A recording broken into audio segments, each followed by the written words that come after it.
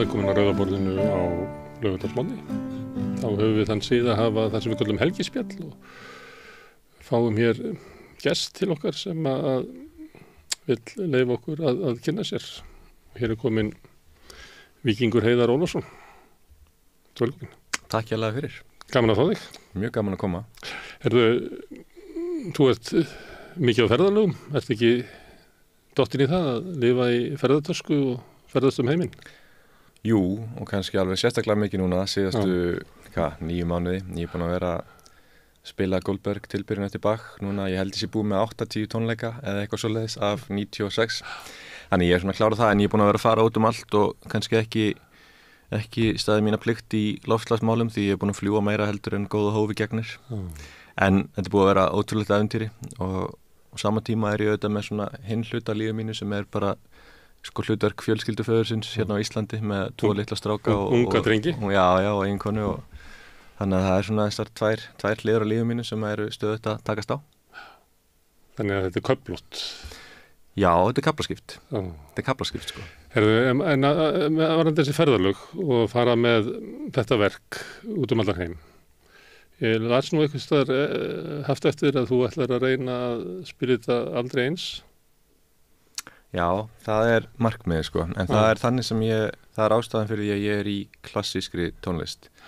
Ekki af því að þetta sé gömul tónlist, heldur einmitt af því að mér finnst hún vera sem ný í hvert skipti, sko. Sem flöt, sko. En ég, spila tónlist sem að mér hefur bjóða upp á þá möguleika og í því samhengi er Bach bara mitt mikilvægasta og kærasta tónskáld af því að hann skrifa músík sem er á sama tíma svakalega þrungin af strúktúr og nótum og hún er svona maximal í því samhengi en svo er hún líka ótrúlega mínimalísk að hann hátt að hann segir eiginlega ekkert hvernig maður á að spila þessa músík og þú ert með hennan ótrúlega texta en svo ertu ekki með neinar svona instruksjónir hvernig þú átt að ljá honum líf. Og það er svo skemmtilegt að því þú kemst ekki hjá því að verða einhvers konar meðskapandi með Bach.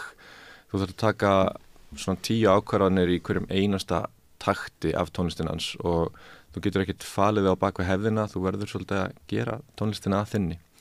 Og það er náttúrulega galdur tónlistarinnar að þegar maður situr á tónleikum að þá það er ekki reyndur alltaf en stundum gerist það að maður átt að segja á því hún er að verða til í augnablikinu stundum er verið að flytja hana eitthvað sem eitthvað forskrift en stundum verður hún bara til sem galdur og þá náttúrulega þá bara verður hún til einhvern veginn en þetta er sama með leikhúsi að þú ferð á bara lékonung og sérð einhvern takast á við það hlutverk þá stundum verður viðkomandi að hlutverkina þann hátt að það er engin leið að aðskilja á milli texta og svo einhverjar svona núvitundar. Þetta er sjaldgæft í leikhúsinu og ég held líka að þetta sé einhver leiti sjaldgæft í tónlistarsalnum sko. En allir þeir flytjendur sko sem ég leita til og er hrifinn af í klassískri tónlist, það eru menn sem hafa og konur sem hafa gert verkina sínum og þá verður þetta einhvers konar tímaflakki þar sem að þú hittir tónskaldi og þau mætist á miðri leið en verkið, þú veist, sko sannleikur verksins er eingöngu hér og nú. Svo getur þú daginn eftir verið sammála eða ósammála en þegar að þú ert að verða vitni að því þá fer það einhvern veginn lengra heldur en þú segir þetta er rétt eða þetta er rangt, heldur verður þetta er svona.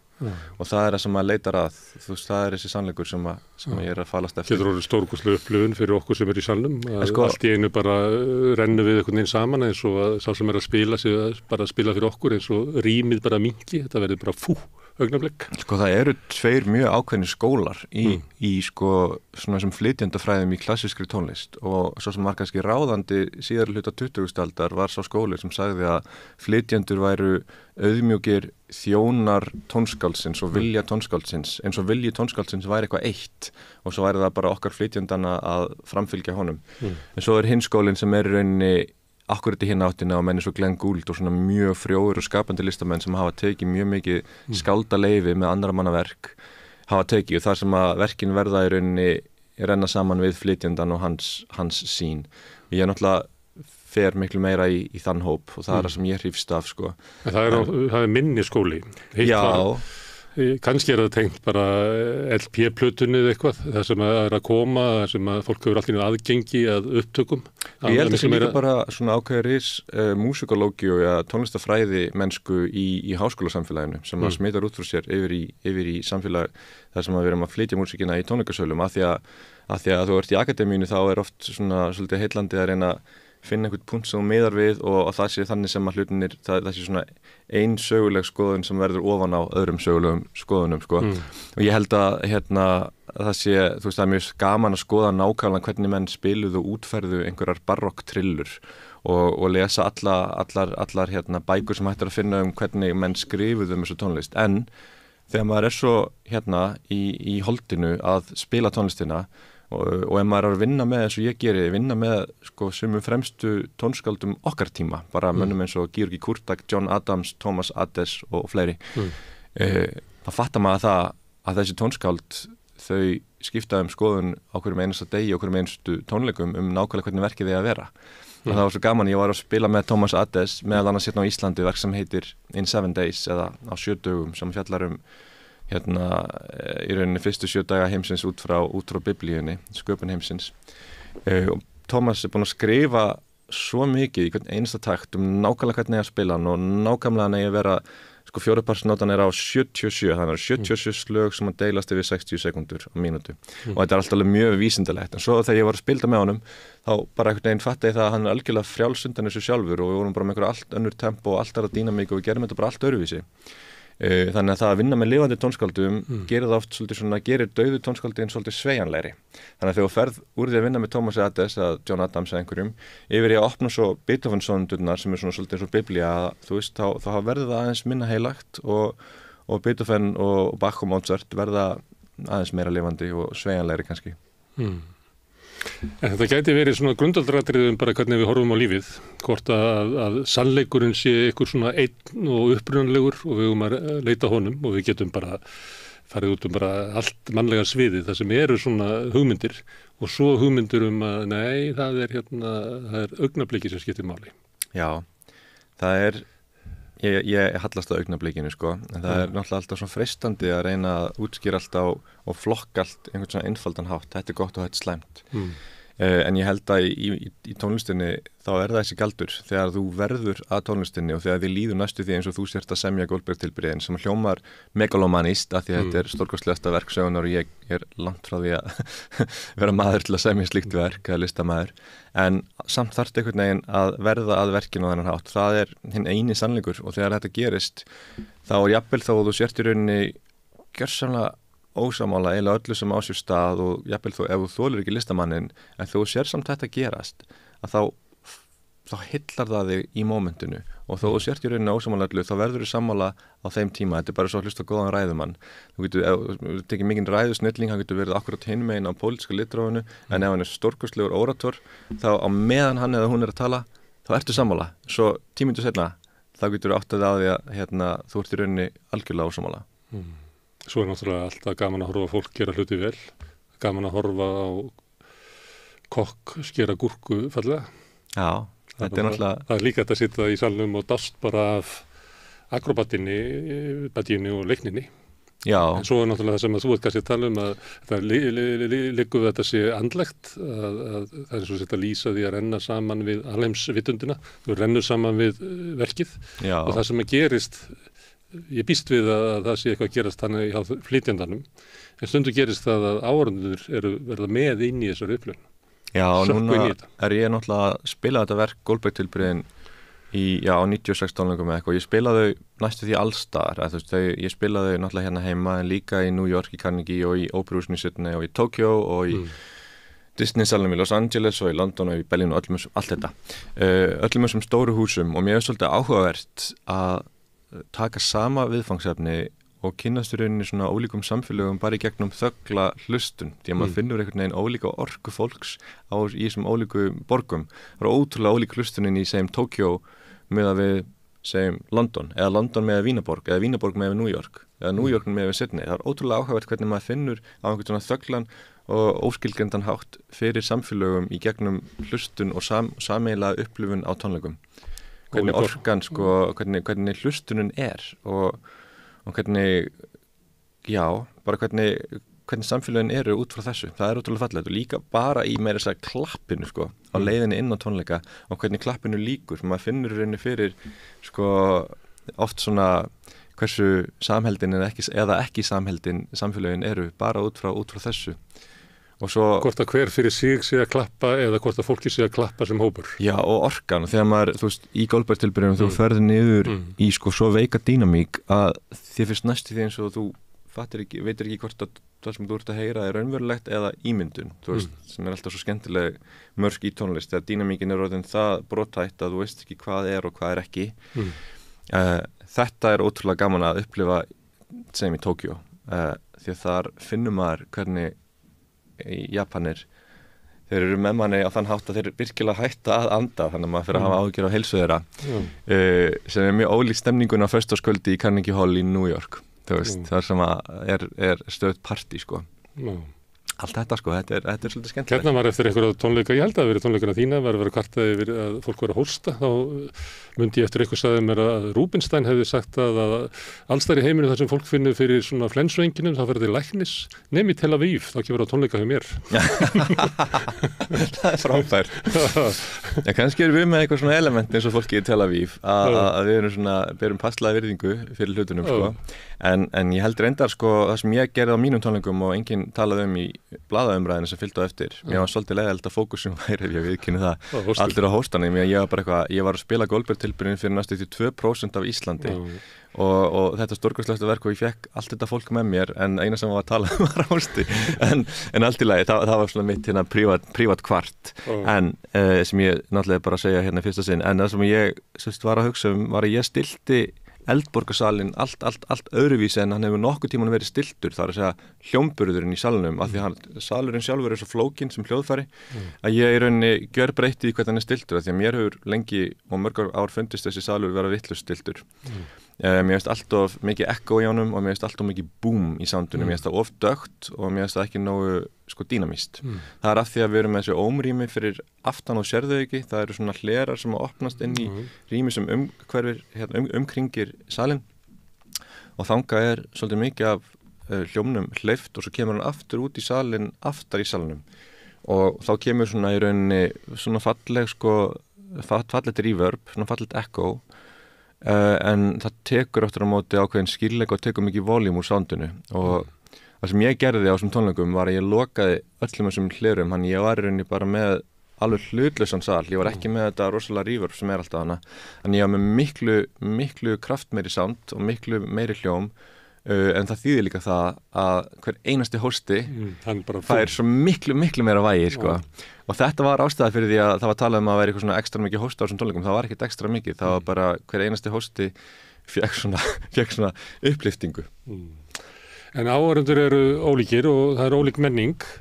Ég man að ég bjó á tímabili í Frakklandi og mér fannst þeir skemmtilegir áhorfendur. Þeir klappa svo lengi, þeir eru svo, sína svo mikið þakklæti sitt. Mér finnst það, þetta er svona kultúr sem við möttum alveg taka upp, að vera svona, þeir voru svo, ég veit ekki hvort þeir upplifðu sem svona þáttakendur eða hvort það væri bara svona, sýndu þakklæti, þetta áttu við klassikatónleika en líka alls konar svona dansverk og fleira sem ég var að fara áður ég fatt að ég gæti alveg farið í leikus og ég skildi ekki til frönsku að maður þarf ekki að skilja tungumáli þegar maður fyrir leikus. Það tók smá tíma að fatta það. Það er fallegt, þeir bera samt svo mikla virðingu fyrir listinni og fyrir listamönnum. Þetta er bara, en ég held að þetta mikla klapp sem maður fær stundum þar og langa klapp, miklu lengra en það fær sér nokkuð tíman á Íslandi, er bæði það en líka því að þeir eru svo meðvitaður sig sem einstaklinga og þeir vilja gefa eitthvað á móti sjálfur persónulega og þannig ég held að sé nú líka það sko en það er ákveðin stúdía bara hvernig fólk klappar. Þú ert einn þarna upp á sviðinu? Nei, ég er með flíilinn með mér. Það er með flíilinn? Er hann persóna? Hann er svona eins og hundurum en ég menna hann er bara karakter sko, þú veist, ég á reyndar ekki hund en ég á nokkra flíkla. Þú veist, ég lít ekki á það sem ég sé einn á sviðinu. Mér finnst ég aldrei einn þegar ég er með flíkli sko. Það ég á í samtali við flíil sko og ég á samtali í gegnum flíilinn við akústíkina, það er þess að hvernig hljóðbylgjurnar hitta veggina og koma aftur til mín, það hefur ótrúlega mikil áhrif á það hvernig ég spila á píanó. þannig að ég spila öðruvísi í Hörpu heldur en í óperuhúsinu Sydney aftur, þú veist, og hver einasti salur hefur sinn ómtíma og sína svörun sem ég fæ tilbaka, en ég á í díalóg við veggina líka í salnum, en svo ég líka í díalóg við áheyrendur og mér finnst alveg mjög gaman að reyna að stýra og eiga viðburðin frá fyrstu nótu til síðustu í einhverju svona spennu sem maður getur búið til, jafnvel þó þú sért ekki að tjá þig með orðum og þó þú horfir ekki einu svona framan í áheyrendur. Það ótrúlegt að það sé hægt, en það er nefnilega hægt að halda sal í 80 mínútur eins og í Goldberg-tilbréfunum. Það er það sem ég reyni allavega. Og þú skynjar fólkið og hópinn bara í gegnum svona, ég veit ekki, bara þá spennu sem að fylgir okkur þar sem að við erum. Já, þú myndist á Rúbinstein hérna áðan, sko, sem var nú einn svona yndislegasti flytjandi síðustu aldar og flottasti píanóleikari. Hann var maður fólksins og hann sagði það í einhverju viðtali að hann hefði alltaf elskaði það ef hann vissi af einhverjum í áheyrendahópnum sem hann þekkti, þá hugsaði hann viðkomandi og spilaði fyrir hann alveg svo þú vilt, þú veist, alveg svo ég er að tala við þig, maður er einhvern veginn að eiga alveg svo þegar þú heldur ræðu fyrir framan 2000 manns, þú ert ekki að tala við 2000 manns, þú ert að tala við, gera 2000 manns að einstaklingi sem þú getur tjáð eitthvað mjög persónulegt, af því það er ekki hægt að tala við 2000 manns, þú ert að tala við sal alveg svo þú tala við einstakling. Þú ert að tala við hópinn sem einstaklinga. Það sem ekki, já, en þú einhvern veginn nær bestu óratórunni ná fólki að einhvern veginn þannig, þegar Barack Obama talar við risastóran fjölda, þá líður öllum eins og hann sé að tala persónulega við hann. Og þannig er það líka með tónlist, að þú ert einhvern veginn að spila fyrir fólk á einhvern svona ótrúlega persónulegan hátt og ef ég þekki ekki, og Rúbinstein sagði, ef hann þekkti ekki sko einhvern veginn, ef hann vissi að ég þekkti ætti engan vin í áheyrendahópnum, þá horfði hann svona þegar hann er að koma á svið, kannski finnur að þessi unga stúlka hérna, þessi háskólanemi hérna, spila fyrir hann. Og þá einhvern veginn býr maður til einhverja tengingu inn í sjálfurum sér sem að verður persónuleg og fólk getur svona tengst inn á þá rásældi. Já, þetta meikar sens. Það geti verið svona hugmyndum það að sko mennskan rúmast ekki stærra íláti heldur en einu mannshjarta. Já, þú getur ekki verið með mennskuna í einhverju plasti. Það er fallegt og þannig held ég að náður árangri alltaf, hvort sem það er í stjórnmálum eða í listum eða öllu sem þú ert að ná til einhvers fjölda. Þú talar ekki við fjölda og talar við einstakling. Ég man í einhverju viðtali sem að ég las við Glenn Gould fyrir einhverju löngu síðan. Þá man ég að svona þegar hann er eiginlega að gefast upp á því að spila í sölum og hann er einhvern veginn að lýsa því og ég var svona að reyna átt að má því hvaða væri sem að akkur hann fór inn í stúdíó. Hann náttúrulega, það er á tímum þar sem að sko upptökuteknin er að verða til og að byrja þetta margflókið sko og hann náttúrulega sérvitriðari en anskotin. Þá var hann að lýsa því einhvern veginn það sem að sæti á sviðinu og það væri, hann var að spila fyrir einhvern veginn á 3. sölum og það var einhvern veginn eins og hann var að gefast upp fyrir því að þetta væri raunverulega hægt, þetta er svona samtal sem hann væri. Hann gæti raunverulega skilað því sem hann vildi skila til allra þessara. Já, þetta er svolítið flókið með Gould, af því að hann var með útskýringar á þessari stóru ákvörðun sinni sem er að hætta að spila tónleika 1964. Þá er hann ekki nema 32 ára. Og þá hefur Glenn Gould, sem er nú einn af stærstu flytjendum allra tíma og mest áhugaverðu hugmyndafræðingum sem tónlistarsagan hefur bara nokkuð tíma nátt, þá er hann að ákveða þetta að hann verður ekki spila nema 200 tónleika á ævi sinni. Þú veist, ég spila sko 100 tónleika á ári. Þú veist, hann er bara samanlagt hefur Glenn Gould spilað á, held ég, innan við 200 tónleikum frá því að hann er bara unglingur og þannig að hann hættir því að hann þolir ekki þetta form.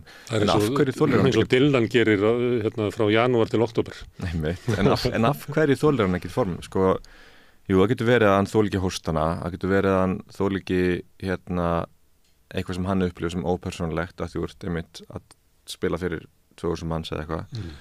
En ég held að það hefur verið miklu flóknara en það.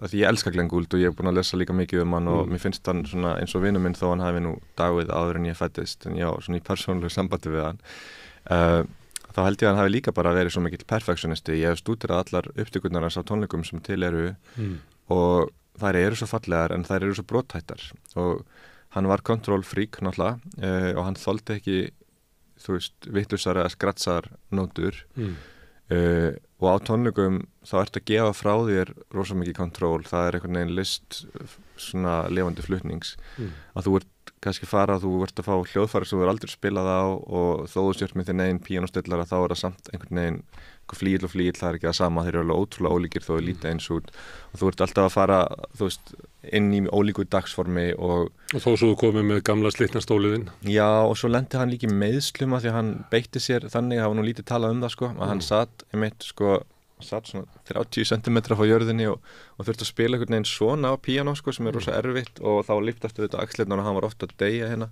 En ég held að þetta hafi líka verið líkamlegt, en svo nýtir hann sér þetta í hugmyndafræðilegum tilgangi á einhvern hátt sem stórkostlegur, þar sem hann eyðir síðustu 18 árum síns stuttalífs í það að vera upptökulistamaður og skilgreinir bara fyrir okkur hvað það getur verið að vera skapandi tónlistarmaður í klassísk tónlist í stúdíóinu.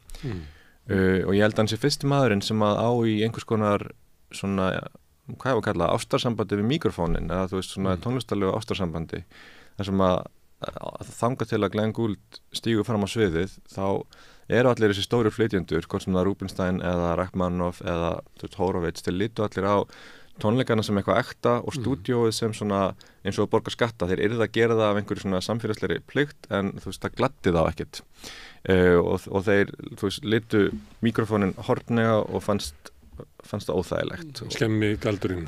Töpuð einhverju frelsi, töpuð einhverju poesíu. Skráir eitthvað 1 af 200 tónleikum þar sem ég spila þetta verk. Já. Það bara eitt sem skráð, það lifir. Já. Það það sem að fólk mæti síðan á næstu tónleika og ber mig saman við. Akkurat. Og skömmuðu sín fyrir sko að editera og skömmuðu sín fyrir að klippa böndin og líma saman sko. Og þetta eitthvað sem að Gould bara snýr á hvolf og segir bara nei. Það svo ótrúleg sköpun í því að þora að nálgast ídealinn sinn og ganga lengra heldur en hefur verið gengið í því og vera bestur í því að spila fyrir mikrofónin og hversu ólíkt maður spila fyrir mikrofón sem 50 cm eða 1 metra frá líklinum heldur en að spila fyrir aftastabekkin í Carnegie Hall. Þú veist, það allt önnur nálgun, það allt önnur dýnamísk paletta sem þú notar á flíilinn þegar þú ert að spila fyrir mikrofón versus það að spila í stórum sal. Það bara annað og þú ert það rauninni list hins fáaða og fingjarða að fara í stúdíóið sko. Og hvers sko það sem maður kannski blífur vel í tónleikasal, einhver svona risastórar hugmyndur hvernig þú stelur og tíma og gerir rúbat og tegir hér og flýtir þar og einhvern veginn býr til einhverja risastóra fantasíu, kannski þolir það ekki vel endurtekna hlustun og þannig þegar maður leitar á svona formrænum struktúral hlutföllum þá eru þau miklu viðkvæmari í upptökustúdíói heldur en á tónleikum. Því á tónleikum getur fólk einhvern veginn hrifist með í mómentinu en í upptökustúdíóinu þá eitthvað annað í gangi sko. Þá ekki augnablikið sem þú veist að tala um áðan. Það nefnilega máli að þá ertu að reyna að fanga sko, augnablik allra augnableika, þannig að þú ert að reyna að vinna gegn því sko.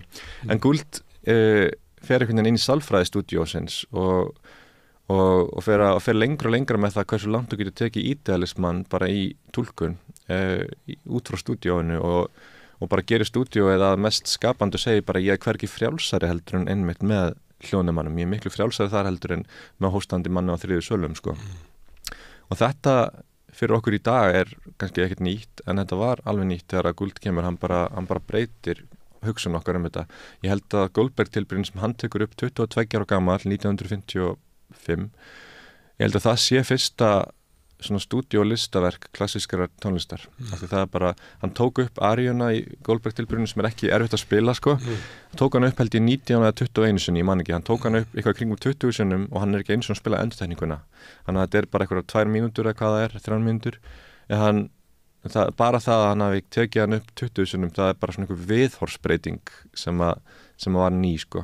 En ég held að hann hafi nýtt sér þetta allt saman en ég held að hann líka bara spilað inn í að hann átti mjög erfitt með að vera expóseraður fyrir eigin svona mennsku af því hann vildi alltaf búa sér til líka, hann vildi vera fullkominn í ímyndinni. Það var samt á brúninni og þar alveg þetta var óhjákvæmlegt að mundi einhvern tímann skransa. Já. Hann þoldi ekki skransið en vildi samt vera þarna. Þekkirðu live upptökuna sem til af Goldberg-tilburinu með Gould. Það nefnilega til tónleikaupptöka með þeim frá 1959. Ég man bara þessu 2 stúdíóupptökum sem eru líklega þegar þú mætir á tónleikaupstöðar. Já. Þá myndi ég halda svona 93% af áheyrendunum væru með þetta í hausnum. Já, og ekki hjálpa til að þegar ég var hérna 2017, þegar ég var svona að byrja alþjóðlega ferilinn á krafti almennilega var loksins að þá flug, þá skrifa New York Times að ég sé hérna Iceland's Glenn Gould og það svona kvót sem er hættulegt að fá, það er jákvætt að sjálfsögðu, rosalega jákvætt kvót, en það er líka kvót sem býður heima að hérna allir mæti með þær væntingar og tónleika og auðvitað er engin Glenn Gould Íslands, maður getur bara verið, þú veist, minn eigin víkingur og ekkert meira, sko. En þetta er nefnilega mjög áhugavert að hann hefur einhvern veginn búið svolítið til hugmyndur okkar tónlistarupptökur og hugmyndur okkar Goldberg tilbrigðin og svo er það okkar hinna sem að koma eftir að svona afbyggja það svolítið. Og það er hluta til það sem ég var að reyna að koma að áðan hérna með LP-plötuna sem hafði náttúrulega mikil áhrif á heyrendur og tónleika. Það sem að ég meina áður var til hérna 78 snúninga og þá voru það rúmaði óperuarjur. Og þá voru náttúrulega stjörnundar voru Caruso og félagar og Callas. Síðan kemur LP og þá er hægt að vera með konserta og symfóníur og stærri verk og þá verða allt aðrar hetjur. Það sem að gerist þá er að áhorfendurnir mæta með fyrirfram hugmyndur það hvernig hluturinn á að hljóma. Akkurat. Þannig að og svo held ég að sé líka þannig að þá bara minnka líka rýmið sem er á dagskrá til dæmis stóru symfóníuhljómsveitina fyrir að vera með ný verk vegna þess að áhorfendurnir þeir vilja koma og ég vil heyra verki sem ég er búin að vera að hlusta á heima á LP. Ég vil aðtóa hvort að þessi sé betri eða verri að þessi og allt í einu komin umfjöllun það sko besta og versta flutningurinn á þessu og hinu verkinu. Allt svona hugmyndur að það sé einhvern veginn í ég veit ekki alveg hvað þessi gott tímabil sem að... Nei, mér finnst þetta mjög skemmtileg pæling hér, sko, að svo kemur LP og svo kemur geisladiskurinn í kringum 1980, eða ekki, og þá er lengd hans 80 mínútur, pluss mínus 3 mínútur, þá er hann miðaður við 9. sinfoníu Beethovens. Það var raunveruleg viðmið, þess vegna er geisladiskurinn 80 mínútur en ekki 100 eða 70 eða eitthvað. Og kannski fórum við þá síðar hluta alveg í lokin á 20. öld og núna á 21. öldin að heyra lengri og lengri symfóníur. Það getur nefnilega vel verið. Ég held að það sé eitthvað til í því að Mahler og Bruckner og þessi symfóníur sem eru 75-80 mínútur jafnvel upp yfir, sko, séu orðnar algengari og kannski er það eitthvað með, sko, miðlinn. Sem voru áður á 2 LP. Já, kannski hefur þetta eitthvað með miðlinn að gera. Það er svolítið skemmtilegt, sko, en ég endar elska miniatúra sjálfur. Og ég sjálfur er þannig þegar ég hlusta á tónlist á streymisveitum eða af diski, sko, þá vel ég oftast ekki verk sem eru 25 mínútur fyrsti kafli, sko, en samt elska ég þessa symfóníur á tónleikum, en mér finnst það ekki skila sér jafn vel í upptöku, af því að það er eitthvað við þær og eitthvað við frásögnin og epíkina í þeim sem gerir ekki fært annað en að sitja þá bara heima inn í stofunni þær og bara vera í þessi og 25 mínútur setna er fyrsti þáttu búinn en það eru 3 eftir, sko. En það fylgdi LP-plötunni og kannski alveg yfir í geisladiskinn sem að reyndar ég veit ekki hvort að það er eitthvað öðruvísi, sko, bara soundið á honum. Það fylgdi þessu altari sem að voru að heimilu fólks, það sem að var stilt upp hljóflutningsgræjunum, hátulurunum eða þá einhverju svona. Helst bara einhverju stóll sem áttur að sitja í. Já. Þetta er, ég held að þetta sé ekki svona lengur.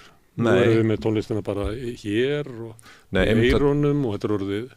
Já, og það eitt af skemmtilegasta við algoritma er shuffle-funksjonin í hvað sem þú notar, Spotify, Apple Music eða hver sem þín streymisveita er ógeðslega skemmtilegt bara segjum á morgnana að velja kannski eitthvað eitt lag sem þú velur, bara hvað sem það er Goldberg tilbyrðin eða bara Bítlarnir eða eitthvað þar á milli og íta svo bara shuffle og sjá bara hvert, sko, algoritminn tekur þig og láta það svo verða að deginu þínum. Ég mæli með þessu, þetta er mjög skemmtilegt, sko, þá er í rauninni algoritminn að taka minni út frá fyrri hlustundinni en líka koma með eitthvað óvænt inn í sem þú þekkir ekki í bland. Þetta getur verið alveg ógeðslega skemmtilegt, en þetta er svona, mér finnst þetta góða við streymisveitunar að þær lokaði ekki inn í einhverju einu hólfi með hlustun. Það vondar til dæmis við gömlu geisladiskabúðurnar, eins og ég saknaði þeirra samt, er til dæmis Tower Records í New York, þar sem ég fór nú mjög mikið þegar ég var í Juilliard. Það var rosalega flott búð þarna á Lincoln Center og var á 2 eða 3 hæðum og annarri hæð var sem sagt klassíska deildin en hún var mitt inn í hæðinni, inn í einhverju svona glerbúri. Þannig að þú varst bara með eitthvað funk eða eitthvað í gangi hérna í aðalbúðinni, svo gekkstu inn í klassíkina og þá var bara einhver svona óperuarja og bara eitthvað svona sírenu vibrato og þú veist maður bara komin inn í og það var mjög sérstætt krát sem var þar allt fullt af fólki. Ómengaða nútímanum. Já, bara fullt af fólki sem var þar samt, sko, en mér varst þú veist, það leiddi samt að því að þeir sem voru í fanginu voru í hinum deildunum, þeim datt ekki í hug að fara inn í klassikina, að meðan streymisveitirnar hafa brotið þessa glerveggi algjörlega niður og þetta shuffle sem ég er að nefna, þú veist, það er ekki bara að fara að spila bakk fyrir þig, heldur að það líka fara að koma með eitthvað, það er alveg að fara að koma með eitthvað allt annað einn, sko. Og það finnst mér svo jákvætt og þess vegna sé ég held að núna í minni demografíu á streymisveitunum eins og Spotify, þá sé ég bara hvað fólk sem að hlustar á mig er að hlusta á líka og það er ótrúlega fjölbreytt og það er held ég rosalega jákvætt þegar að sko svona þetta tónlistar ekosystem verður tengdara og ólíkir geirar verða tengdari og fólk hættir að hugsa í glerbúrum sko. Þú varst í svoleiðis umhverfi daginn að þá var sendt út Tiny Desk koncert með þér. Þeir sem koma eftir, ég veit ekki hvaða tónlistargrein það myndi kallast. Í svona heavy metal þá til svona svartur metal og eitthvað svoleiðis, þannig ég myndi halda þetta að það hefði verið svart punk sem að koma, hljómsveitir sem koma eftir þér. Það var eiginlega ekki til ólíkar blanda sem að kom í þessum bás sem þetta tekið upp í. Að því ber að fagna. Því ber að fagna, sko. Herðu, talandi þetta, minnst þetta áhugavert þetta með listaugnabliksins og þú veist hvernig hún getur verið rétt og þó að Glenn Gould hafi sko kannski opnað fyrir hvernig klassísk músík er tekin upp og svona þá var hann svona meira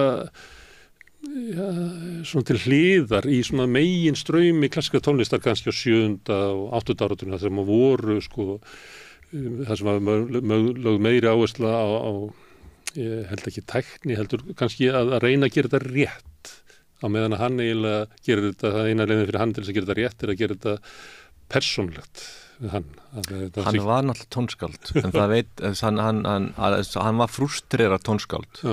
Ég er líka frústrerað tónskáld, það veit það nú færri, en ég var ansi hæfileikarík tónskáld þegar ég var bara strákur, 9-10 ára var ég að skrifa lög sem voru ansi flott, þó ég segi sjálfur frá sem enginn hefur heyrst og núna hljómar þetta bara með skringilegis að tala um þetta svona en þannig var það nú samt og Gould, hann var nefnilega tónskáld sem fann sig aldrei inn í samtíma sínum, hann fæddist kannski 60 árum of seint, eitthvað þannig hann var í rauninni síðrómantískt tónskáld sem var hræddur við sjálfan sig og þar leiðandi tekur hann músík þar sem að hann fær útrás fyrir svona þá sköpun þú veist, svona frumsköpun sem hann getur samt gert í tónlist annara þess vegna fókusar hann svona mikið á Bach og þegar hann spila Chopin þá snýr hann öll á hvolf og svona hann er alltaf afbyggja þú veist, romantíkina sem hann tekur sér fyrir hendur hann elskar að afbyggja af því það er rauninni svona önnurleið til þess að vera tónskáld og ég held að ég ger þetta líka miklu leyti sko með að taka svona mikinn Bach af því ég upplifi bara svo mikla svona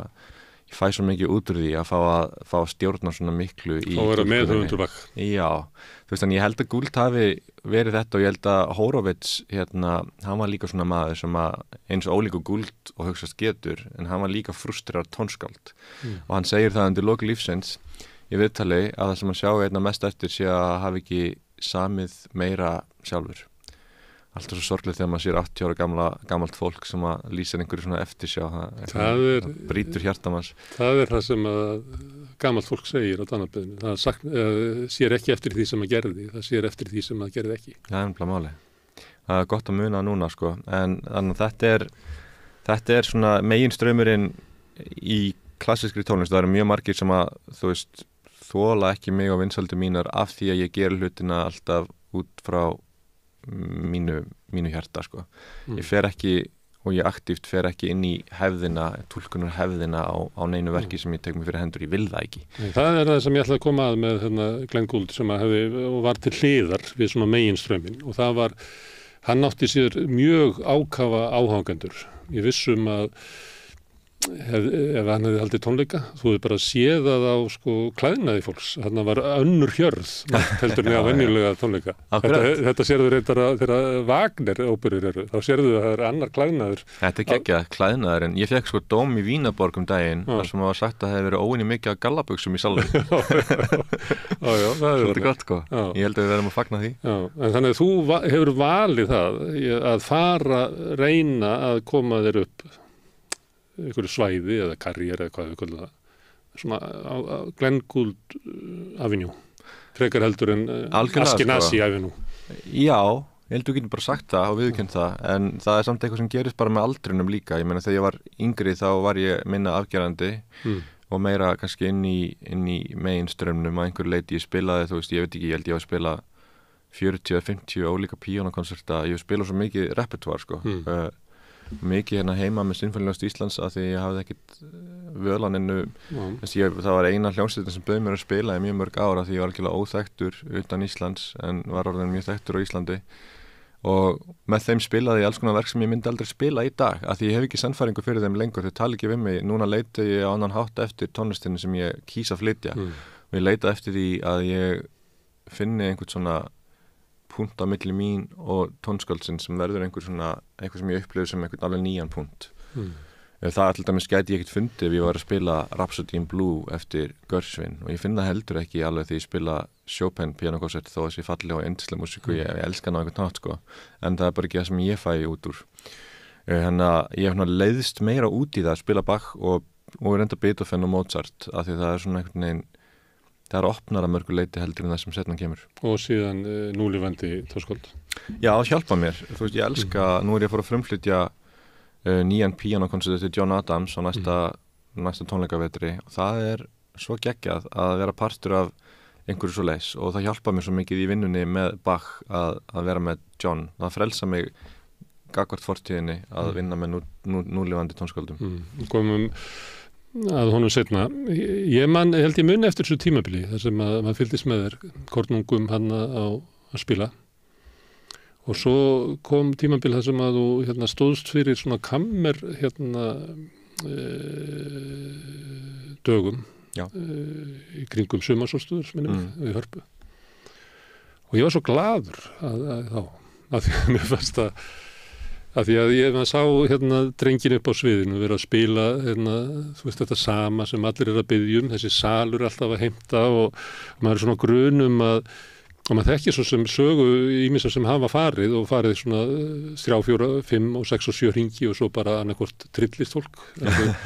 Það er margir sem hafa verið stóri sem eru bara komnir í eitthvað annað, eru bara fannir að leita ykkur annar í músík og sumir bara gerir þetta ekki, bara viljið þetta ekki meira og fara að reyna að semja eða komast út úr þessu að því að ykkur leiti þá þó þetta sé stórkostleg músík og svona, þá er þetta ykkur leiti, það er ykkur kalt og gelt við þetta.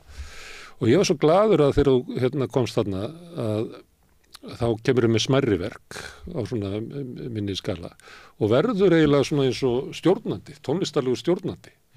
Og ég hugsaði sko, ég held að þú veist, hann á eftir að stækka svo við þetta. Þetta var, Reykjavík Midsummer Music, sem var á sumarsólstöðum.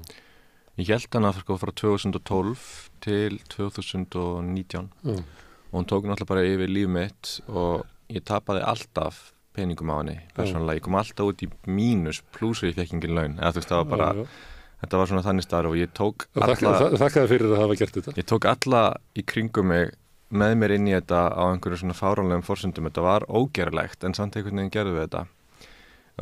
Það sem ég var sorglegt við hana var það að mér varst alltaf að vera að gera einhver svona brjáluð, mjög, dýnamísk prógram og rosalega pælingar.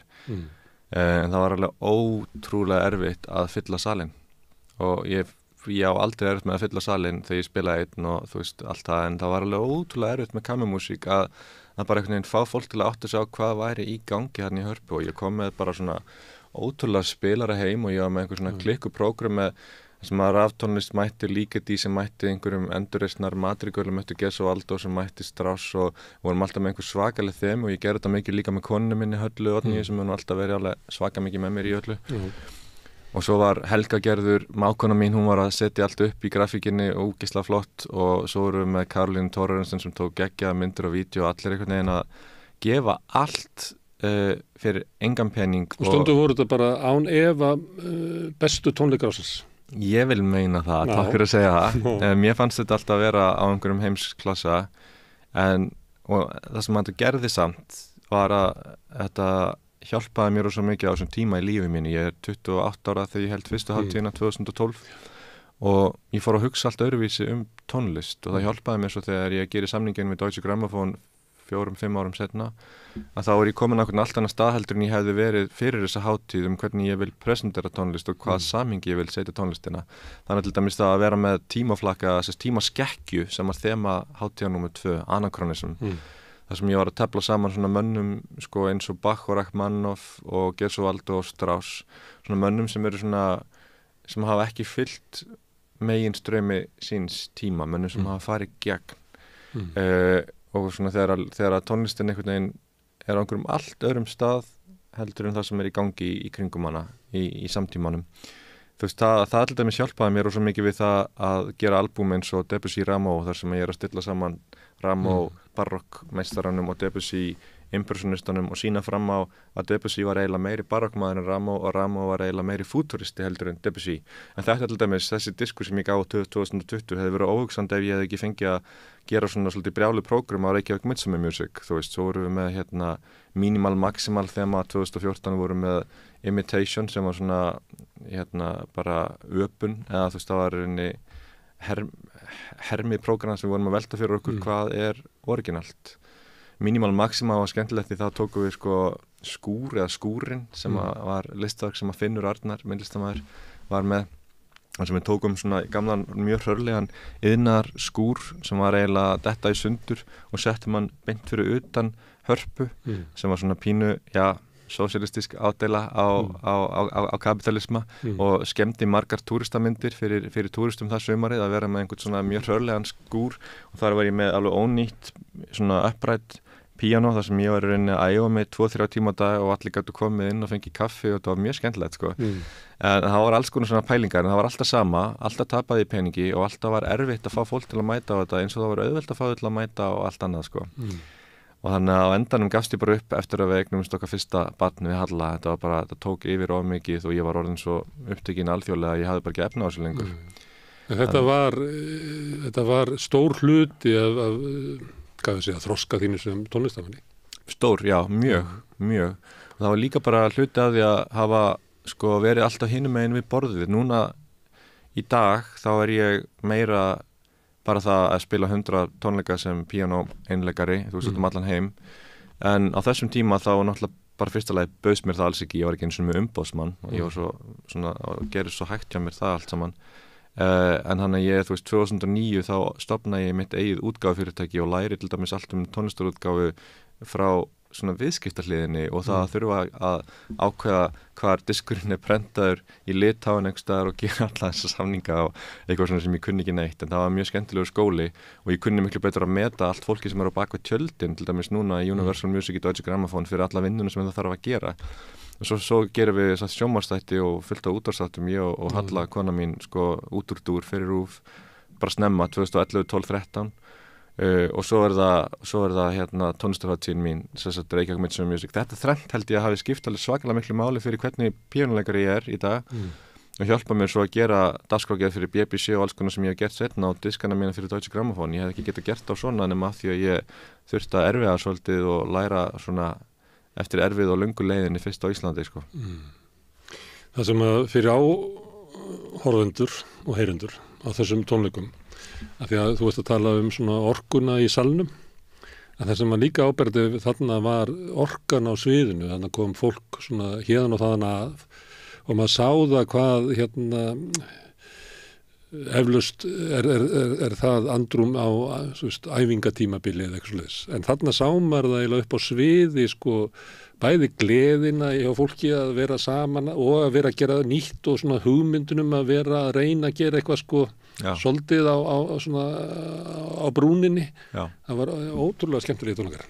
Takk fyrir, kannski bara verður þetta til þess að ég reyna að endurvekja þessa hátíðsmári en þetta er gaman að heyra en þetta var svona kannski kemur fólk núna eða verður endurtekið Já, þú veist, mér þykir svo vænt þetta en ég fann í man líka bara því ég rifja þetta upp núna hvað það voru stundum mikið vonbrigði hvað þetta var erfitt sko bara að láta þetta gerast á Íslandi og mér fannst þér að segja aldrei neitt rosalega margir átt að segja á því alveg hvað var í gangi sko. Ég held að ég hafi einhvern tímann skrifað eitthvað þarna væri verið að henda perlu fyrir svín það væri bara Ég vil ekki ganga svo langt því það var alveg stórkostlegt fólk það var ótrúlega sorglegt hvað þetta skildi ekki vera sko tekið sem það var Já það var stórmerkilegt. Þetta kemur kannski eftir, nú ertu búin að kveikja eitthvað. Já, og mér fannst það líka á þessum tíma og þá getur það bara verið tengslu við hvað ég að hlusta á og eitthvað svona, að þá var það þarna það sem að lyft upp og hampað músík sem að á svona lægri skala eða minni skala sem að mér fannst allavega sko löngu tímabært af því að sömuleyti að þið veru komið með þarna hörpu með þennan stóra rauða sal sem að eiginlega ber helst bara stóra konserta og að þá fannst mér eins og að við mættum ekki gleyma hinu sko. Nei, en það sem þú segir líka bara það sem ég sakna oft í stóra klassíska forminu sem eru bara sinfoníutónleikar að ég vildi óska að væri oft meira heldur en bara 3 verk, oft þetta bara forleikur, svo einhver píanókonsert eða fiðlukonsert eða eitthvað með svona gestaeinleikara svo hlé og svo stór sinfóní eftir hlé og svo fara allir heim. Ég vildi óska að við værum aftur að fara meira til 19. aldar þar sem að þú skoðar tónleikaprógrammin þegar að Chopin var að spila eða Liszt eða menn á þessum tíma eða Beethoven þá var kannski, þú veist, þá var kannski kapli úr þessu, ein aría hérna, improvisation hérna, stutt hlé svo kom kannski, hvað var shuffle? Takk fyrir. Það var miklu meira frelsi og það var miklu flippara format. Núna erum við svolítið svona föst í þessum þriggjarétta kvöldverði sko. Ég held að við ættum að fara aðeins meira í tapas. Já. Og leyfa jafnvel að semja á tónleikunum hvað verður að spila næst. Kannski nefnilega sko. Og það var oft þannig í gamla daga þá var alltaf klappað á milli kafla, það er ný hugmynd tiltölulega að það megi alls ekki klappa eftir fyrsta kafla í sinfóníu. Það er nú oft klappað á milli kafla hér. Já, það sem er bara fínt. Þú veist, það er bara tjáning og það er bara, og þeir ef Mozart hefði ekki fengið klapp eftir suma köflunum sem eru svona augljóslega ætlaðir til klapps og Beethoven þá hefði bara verið miður sín og örugglega bara farið heim á sviðinu. En ég held að þetta sé eitthvað sem að var í gamla daga var það þannig að þú veist það var klappað svo mikið að það þurfti að endurtaka fyrsta kafla og þú veist það er eitthvað frelsi þannig sko. Þannig að Íslendingar ættu kannski að vegna þess að það gengur illa að temja salinn mann eigi ekki að klappa á milli þannig að í staðin fyrir að sitja þarna og skamma sín fyrir að Íslendingar klappi þá ættu við bara að hafa við klöppum á milli kafla hér. Það er í þinn íslenska hefðin. Það mætti bara skrifa prógrami eftir einhverju svona gullfallega hægakafla bara ekkert klapp, það er allt í lagi, mætti bara skrifa en ég held að það sé meira frelsi sem að sé framtíðin heldur en minna frelsi í þessum málum, ég er í engum vafa það sko. Í gamla daga það var bara klappa jafnvel inn í köflum, þú veist, þegar Mozart eða frumflytja verkin sín þú veist, það var kannski bara svona eitthvað frábært sóló hérna, þetta er bara svona eins og í jazzi sko, kom gott riff og þá kom bara viðbröð þannig að ég held að þetta sé nú, við erum á leið í þessa átt, ég held að það sé engin spurning þó ég sé nú ekki að biðja endilega að það sé mikið verið að klappa og meðan ég er að spila og ekki kannski eins og á rocktónleikum þar sem eftir fyrstu tónana þá klappa fólk til þess að láta vita að þekki lagið. Það er ógeðslega gaman samt til dæmis að koma til dæmis á svið í Disney-salnum í LA og LA er svo poppi og rockuborg einhvern veginn og svo frjálst. Bara komin á svið og þá bara strax fyrir að rópa og þú veist bara allir svo til í þetta. Það er ekkert alvarlegt við það. Það er ótrúlega frelsandi að fá smá svona gust úr rockinu og poppinu yfir í klassikina sko. Talandi það, þú veit að burðarsmiðan Bach, hvað er langt síðan hann dó? Góð spurning. 1750 og reiknaða nú, það er þá 274 ár, ekki? Þú ert að koma með hann hingað af því að þú telur hann í erindi eða ertu að viðhalda honum eða hvað að koma með þetta gamla sendibrif? Hann er alltaf framtíðin sko. Það er að því að músíkin er svo opinn á einhvern hátt, sveigjanleg. Akkur erum við að lesa Íslendingasögurnar, akkur erum við að skoða Shakespeare, akkur ættum við að lesa sjálfstætt fólk, eða akkur ættum við að hlusta á gamlar Beatles-plötur. Hver er munurinn sko? Og það sem að Bach gerir er að hann í rauninni verður að spegli hvers flytjanda og ég held spegli hverja kynslóðar og spegli hvers hlustanda. Maður speglar sjálfan sig í Bach. Og hann er þess eðlis að hann er ekki bara mesti struktúralisti sögunar, flottasti bara tónlistar arkitekt allra tíma í bara ekki spurning hvernig hann semur músíkina heldur hann líka í mínum skilningi mesta skáld tónlistarsögunar og af því að þetta fer saman og þessi strúktúr þýðist svo auðveldlega yfir í skáldskap en ólíkan skáldskap hjá hverjum einasta flytjanda, það ástæðan fyrir því að hann blífur svo miklu betur heldur en margir samtímamennan sem eru miklu meira eins og gamalt sendibréf. Bach alltaf bréf til framtíðarinnar, hann ekki gamalt sendibréf, hann alltaf nýskrifaður.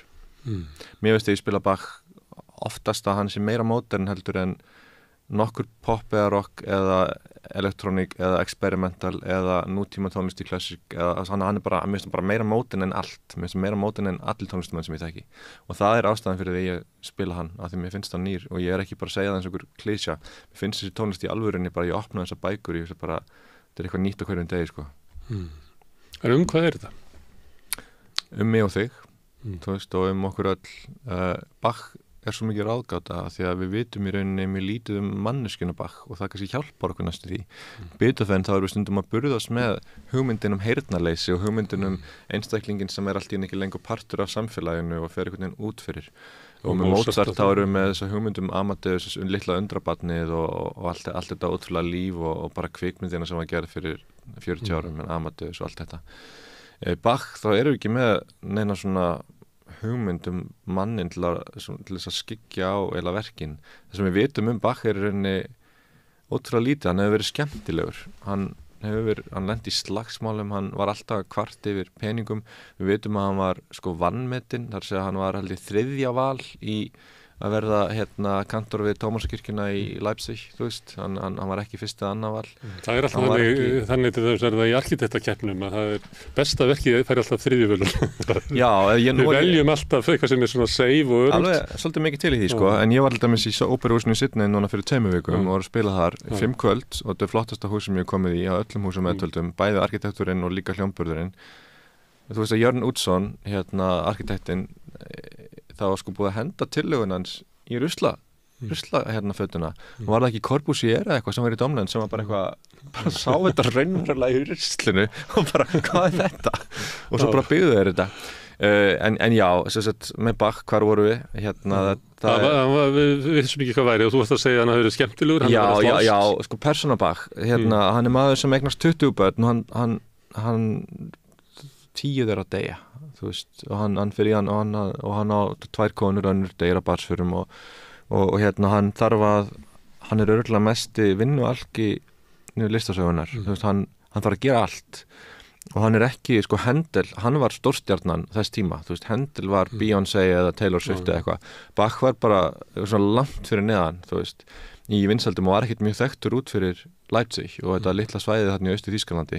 Hann þurfti að kenna á sembal, kenna á fiðlu, hann þurfti að stjórna kórum, hann þurfti meira að kenna latín og starffræði að sjá bara svona venjulegan grunnskóla og hann þurfti að semja oft eina stóra kirkjukantötu sem svona margþáttaverk fyrir kór og litla hljómsveit, kannski bara eina í viku og svo þurfti hann að gera allt hitt líka og kenna á þessu hljóðfæri og allt sem hann var að gera og kvarta yfir og svo hann þurfti að spila í jarðaförum og eitt árið þá kvartar hann yfir að það hafi verið of heilbriði vindar sem hafi blásið að það hafi ekki verið nógu marga jarðaferðir þannig að hann hafi ekki fengið nógu mikla tekjur hann hefur líka verið fyndinn en þú veist, það allt í Bach alveg eins og það allt í Shakespeare, þú finnur ég allavega að finna allt litróf bara mannlegra tilvistar í texta þessara verka, í nótum þessara tónlistastruktúra og hvernig það einhvern veginn þýðast hvert einasta verk, þetta eru 1100-1200 verk sem hann skrifar að þau eru ekki bara svona það ekki bara að skrifa doðranda ótrúlega struktúral starffræði sem að býra baki þarna heldur getur bara fundið að hvert einasta litla verk í rauninni lítið ljóð og það galdurinn, þannig ekki bara kaldi struktúra sem það kúla, flottir að skemmtilegra áhugaverðir, heldur finnst mér það sem maður á að gera sem flytjandi Bach þú ert að leita að því sem að í rauninni kjarni hvers ljóðs og það sem það verður að mannlegri upplifun En eitthvað hægt að læra þessu að við hefum ekki að gefa listafólkinu allt of mikið pláss og rými og ekki hampaði of mikið og ekki láta það hafa á gott og helst að... Þetta meina með Bach? Já, heldur að það myndi koma fleiri Bachar? Helst að láta þau vera skólastjórað í tónlistarskólunum og aðalstjórnanda sinfóníunar. Ég held reyndar að mikil meiri hluti tónlistafólks og svona 99,9% af öllu þessu ótrúlega tónlistafólki í heiminum sé nákvæmlega í þessari stöðu sem þú ert að lýsa og samt ekkert fleiri bakkar sem koma fram sko. Ég held að það sé allt of mikið af fólki sem að hefur ekki plattform og ég held að það sé kannski það sorglega hvað er ekkert réttlæti í því alltaf hverjir fá stóra sviðið og hverjir ekki og ég man að þegar ég var ekki, nú er ég alveg í svakalegum forréttindahópi ég fæ allt sem ég vil eiginlega í þeim skilningi fæ að gera öll verkefnin og allir draumarnir mínir hafa ræst frá því ég var strákur en það er mjög stutt síðan að enginn þeirra hafi ræst nú erum við að tala bara segjum 2012 þegar ég startaði að byrja með Reykjavík Midsummer Music og það var ekkert búið að ræta ég man á þeim tíma því ég er 28 ára og ég er ekki einu sinni með umboðsmann og ég var rosalega fastur inn á Íslandar sem ég var orðinn heimsfrægur og algjörlega óþekktur utan Ísland sem mjög erfið situasjón að vera í og ég held að margir á Íslandi hefur haldið að ég væri heimsþekktur þegar ég var það bara alls ekki bara það, ég fekk ekki umboðsmann og ég var mjög langt frá því að fá einhvern svona plötusamning og þú veist ég bara þekkti engan, það var enginn á Íslandi sem gat einhvern veginn tengt mig við umheiminn og bara kynnt mig bara svona sem maður þarf alltaf að fá mannlega það þarf alltaf að vera einhver maður eða kona sem það þarf alltaf að vera eitthvað manneskilegt sem að kynnir fólk fyrir listamann til að koma fólki raunverulega áfram þannig ég er ekki að senda bara upptöku eða bréf bara eitthvað tengslanett svona já og svo lukka náttúrulega þá horfi ég á alla sem voru með það sem ég nýt í dag og ég man hvað mér þótti það frustrerandi af því að mér fannst það mjög misskipt og mér fannst það mjög oft verið að hampa einhverjum sem áttu það alls ekki skilið og svo fannst mér verið einhver algjör sannleikur í listamönnum sem að fengu engin tækifæri og mér finnst það ennþá í dag. En hver er munurinn? Ég held að Grikkinir hafi sagt í Kanada þú getur gert allt rétt en til þess að vera hamingjusamur held ég að þeir hafi sagt að þá þarf þetta alltaf heppni og þetta alltaf lukku.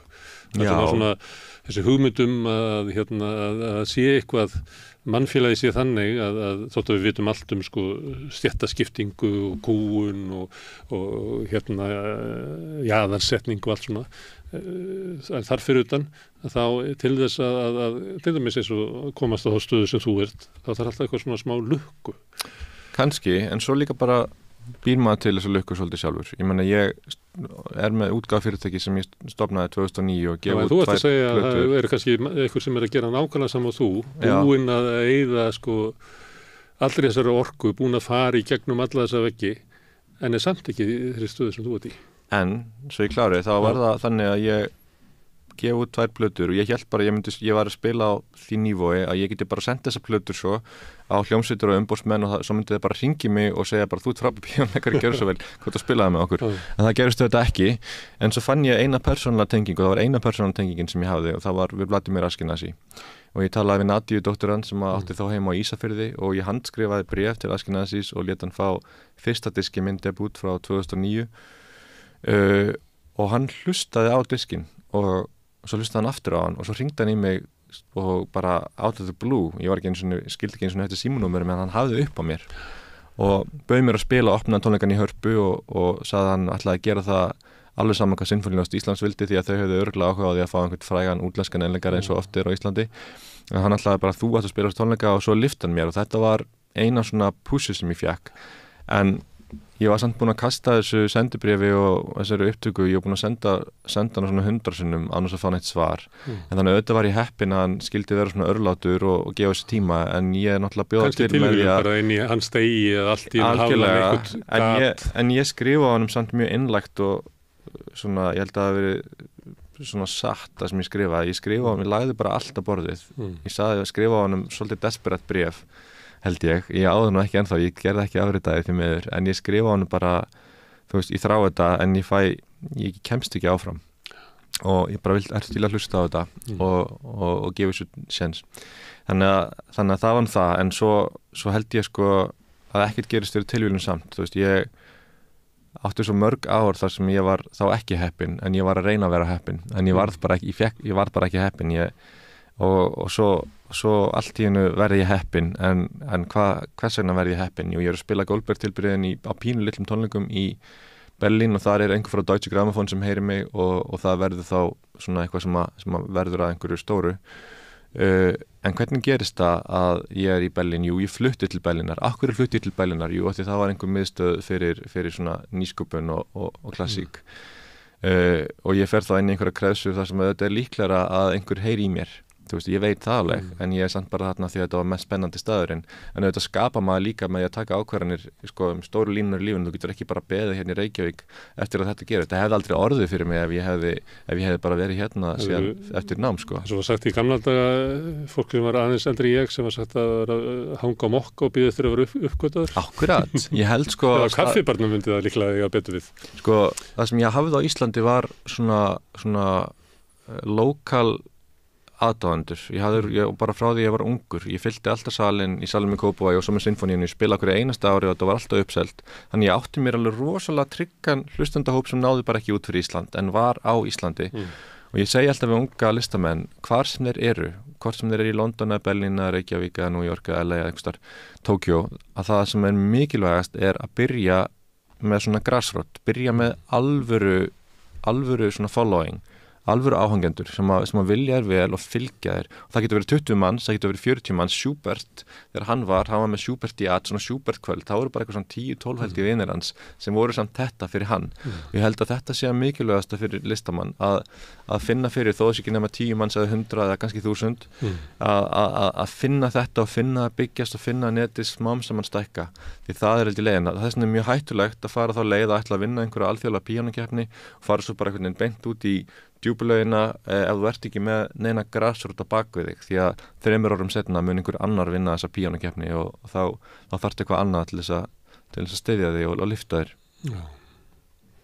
Já, alltaf fleiri og fleiri sem að gætu neðu. Mér finnst þetta svolítið fallegt sko með pólitík. Nú er allir þessi forsetaframbjóðendur okkar að fara út á land og þeir allir tala við 12-15 manns hér og þar og kannski 100 og kannski 200 en kannski líka bara 30 og kannski minna, kannski 2 bara einhverju sem heitir í kjörbúðin. Mér finnst þetta svo fallegt með pólitík hvernig fólk sem að vill komast í einhverja stöðu til þess að hafa einhver áhrif hvernig það þarf alltaf að ná einstaklingnum og hvað það að ná 5 manns getur haft mikil áhrif og hvað það getur orðið mikill veldisvöxtur og ég trúi því bara svo mikið, ég trúi því sama í tónlistinni eins og ég trúi í pólitík að það sé þess virði eins og ég gerði á mínum yngri árum að fara og spila þessa litlu tónleika hérna kannski bara einhverjum smábæ í Dalarna í Svíþjóð eða einhvers staðar í miðjum norður Finnlandi eða eitthvað spila fyrir kannski 50 manns í einhverju kirkju á einhvern ónýtan flygil en spila samt þannig eins og það væri debútum mitt í Carnegie Hall alveg eins og þessi frambjóðandi núna þurfa einhvern veginn að gefa allir saman hvort þeir eru með 2 einhvers staðar í einhverju kjörbúð einhvers staðar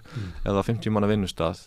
Ég held að þetta er að fallega við bæði listina og einhvern veginn lífi í stærra samhengi og þarft að ná öllum og líka þessum fámennu sko.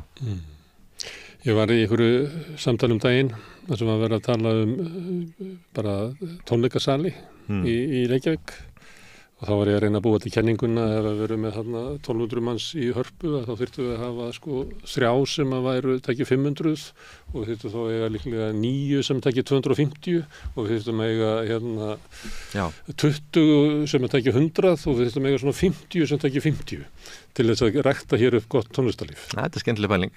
Það vantar bara smá pening til að gera þetta en þetta er mjög góð pæling. Það vantar eiginlega sko, það kemur ekkert út nema við höfum sko lifandi að sé eiginlega hérna lappir heyrir sko af einhverjum tónleikum hér og þar upp einhverjum kjöllurum eitthvað fleira, þannig verður til tónlistarlíf.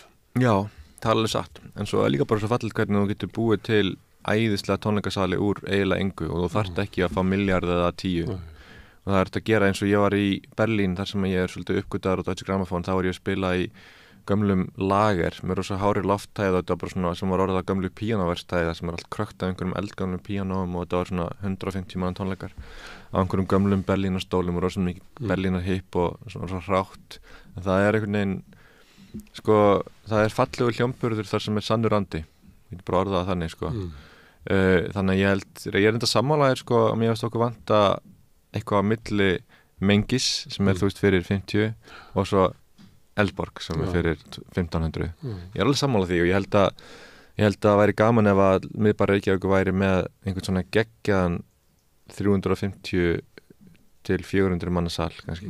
Það væri æðislegt sko. Fyrir þá sem hafa sprengt af sem engi geta farið. Já, Kaldalón í Hörpu hefur aldrei alveg orðið að þeim sal, svo ég segi það nú bara. Þú veist, það hefur bara ekki gerst.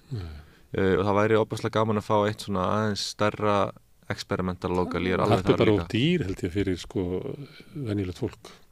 Já, það eru margar ástæður fyrir því. Það eru margar ástæður fyrir því. Og það er bara líka mjög pólitískar ástæður fyrir því hvað það hefur verið misgóður stuðningur við þetta hús og hvað það hefur verið mikið tekið tilbaka framlegum til húsins í gegnum ótrúlega fasteignagjöld. Það er alveg klikkað sko. Það er rauninni mjög merkilegt hvað hægt er að gera í Hörpu þrátt fyrir allt. Harpa er mitt uppáhaldshús, þó ég sé ekki alltaf sammála hvernig hljómburinn er stiltur, þá potensiali í Hörpu það að hún getur verið eitt besta hús í heimi. En hún er of dýr fyrir venjulegt fólk og það er gallinn sko. En það er pólitíkin sem að þarf að ákveða það, því að á meðan að það er verið að taka svona rosaleg gjöld af húsinu til Reykjavíkurborgar, mest megnis og einhverju leyti til ríkisins sko, að þá verður því miður að rukka þessi gjöld til þess að koma ekki okkur einasta ári þessi hræðilega umræða að Harpa borgi sig ekki. Ég var enda að rifja það upp hvað er stutt síðan að stjórnmálamenn höfðu áhuga á því að breyta sko Hörpu í fangilsi, minnisvarða fangilsi fyrir útrásarvíkingana eða það var láta hann að vera standa ókláraða og vera svona minnisvarða hrunið sko. Og ég var eitthvað að rifja upp með sjálfum mér hvernig það var sko Hanna Birna og svo Katrín Jakobsdóttir sem að ákváðu þetta eða baku tjöldin og veta á þessar raddir að klára þetta hús og hvað það var í rauninni glannaleg ákvörðun efnaðarslega en hvað hann var svona frábær. Hún var eiginlega alveg fáránleg en ég er náttúrulega studdi hana mjög en svo í stóra samíkinu þá kom náttúrulega ljósa að hún var stórkostleg en það hefur náttúrulega alltaf verið málið líka þegar Þjóðleikhúsið var byggt í kreppunni sko. En þetta er samt svolítið svona stórt hús, bæði þegar maður bara kemur að því að þá er það náttúrulega í engum skala. Einhvern tímann datt mér í huga því að ég sá einhvern tímann líkan af Germaníu sem að Hitler ætlaði að reisa í Berlín. Já. Það sem er áberandi við það að það er allt bara í vitlausu skala, allt í hennu kemur eitthvað sem er bara allt of stórt og þegar maður keyrir kannski á sjónum líka eða þegar maður sér sko utan af sjó og í tannveikjum eða horfir frá skalanum sem er í Kvosinni, þá er Harpa bara allt of stór sko. Já, en þú getur sagt að svo snýr og vitlaus að þegar maður kemur inn að maður sér eiginlega ekki höfnina innan á Hörpu nema baksviðs, þetta er ábyggilega besta baksviðs útsýni. Stórkostlegt. Já, þetta og Elbphilharmonie í Hamborg er svona álíka góð sko. Já, ég man eftir einhverju stjórnanda sem kom fram og hafði orð á því við salinn að hann hefði aldrei verið í öðru eins baksviðs rými eins og í Hörpu. En nú er þetta skilgreinandi mannvirki fyrir Ísland og þá getur líka sagt að Hallgrímskirkja sé alveg út úr korti og menn sögðu nú aldeilis að menn sögðu líka að Háskóli Íslands væri út úr korti og menn vilja bara meina að öll skilgreinandi mannverki þau eru bara alltaf út úr korti af því þau eru skilgreinandi og þau standa út úr. Stóri mistökin sko við Hörpu er ekki Harpa sjálf heldur hvernig hefur verið byggt við hliðina á henni, guð mig góður.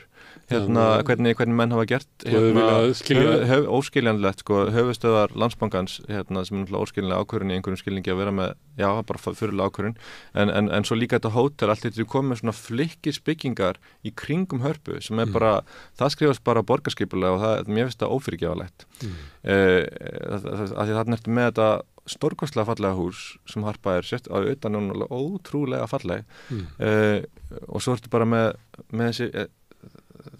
þessi flikki, annars ég vil eitthvað fara að gaggrina of mikið arkitektúrinni en mér finnst bara borgarskipulagið ekki ganga upp þarna og mér finnst sko stóra sorgin sem ég með er að við höfum ekki bara byggt þá lágreistar af eitthvað fallegt sko listasafn, stækka listasafni eða gert einhverja menningu á sem reit eða þá mögulega verið með Listaháskóla Íslands sko þarna í tengslum við þetta alveg óskiljanlegt hvernig þetta hefur verið skipulagt. Þarna ertu með Hörpu, svo ertu með Landsbankann, svo ertu með lúxushótel, svo ertu með lúxusíbúðir. Akkurat, þetta er allt og stórar byggingar fyrir mig. Mér finnst að Harpa, mér finnst hún alls ekki of stór, mér finnst hún bara að vera skilgreinandi og hún verður það í borgarmynd Íslands, alveg svo Hallgrímskirkja var og fleiri lykilbyggingar en sorg mín er svo hvernig hún er ekki studd í umhverju sínu. Það þriðja atriði með stærðinnar sem ég ætlaði að koma var að hún er náttúrulega ekki bara tónlistarhús, heldur er hún ráðstefnuhús og það mætti nú skræla af henni eins og eina álmu. Kanski, en svo verð ég samt að segja það, nú var ég á leiðtogafundinum fræga sem var í maí á síðast ári þar sem við vorum með alla leiðtoga Evrópu, meira og minna. Ég var að spila fyrir þau og það var gaman, ég spilaði Bach og Ave Maria, þannig að mér finnst það nú svona skemmtilegt. Sá þetta fólk og ég verð nú að segja það svona, mér fannst alveg svolítið gaman að vera með þetta fólk inn í þessu stórkostlega fallega tónlistarhúsi. Þannig að það að vera með aðra fítusa fyrir svona litla þjóð, við verðum alltaf eins og eins og félagsheimilin út á landi, það aldrei hægt að vera með svona sérhæfingu á Íslandi, þú gerir Laugardalsvöll á sínum tíma en þá hann líka fyrir sjálfsæði það alltaf fjölnota við þurfum held ég bara líka að samþykja það og fagna því að einhverju leiti. Mér finnst alveg pínu gaman stundum að sjá ráðstefnurnar líka og það alveg gaman að sjá Arctic Circle, ég meina mér finnst að gefa húsinu einhverja dýnamík, sérstaklega því að það svo dýrt að tónlistamenn hafa ekki alveg efnaði að leigja það, en ég veit það ekki, það sem gaman við svona hús alltaf að það sé traffík í þeim, að það sé fólk og það færðu með þessu, ég ekki viss að þú myndi fá það að þú væri bara með tónleikahald í því, það væri held ég miklu daufara yfir því, ef þú skoðar alltaf með Sibelius húsi í Músík og Taló í Helsingi, þá það öðruvísi sko, þú veist, það rosalega dýnamík í sko lífinu í Hörpu, ég fagna því sko. Ég reyni ekki frekar að gagnrýna Hörpu við þetta borð. Þegar þú kemur í Hörpu, þú komin heim? Já, ég meina, ég vígði þetta hús.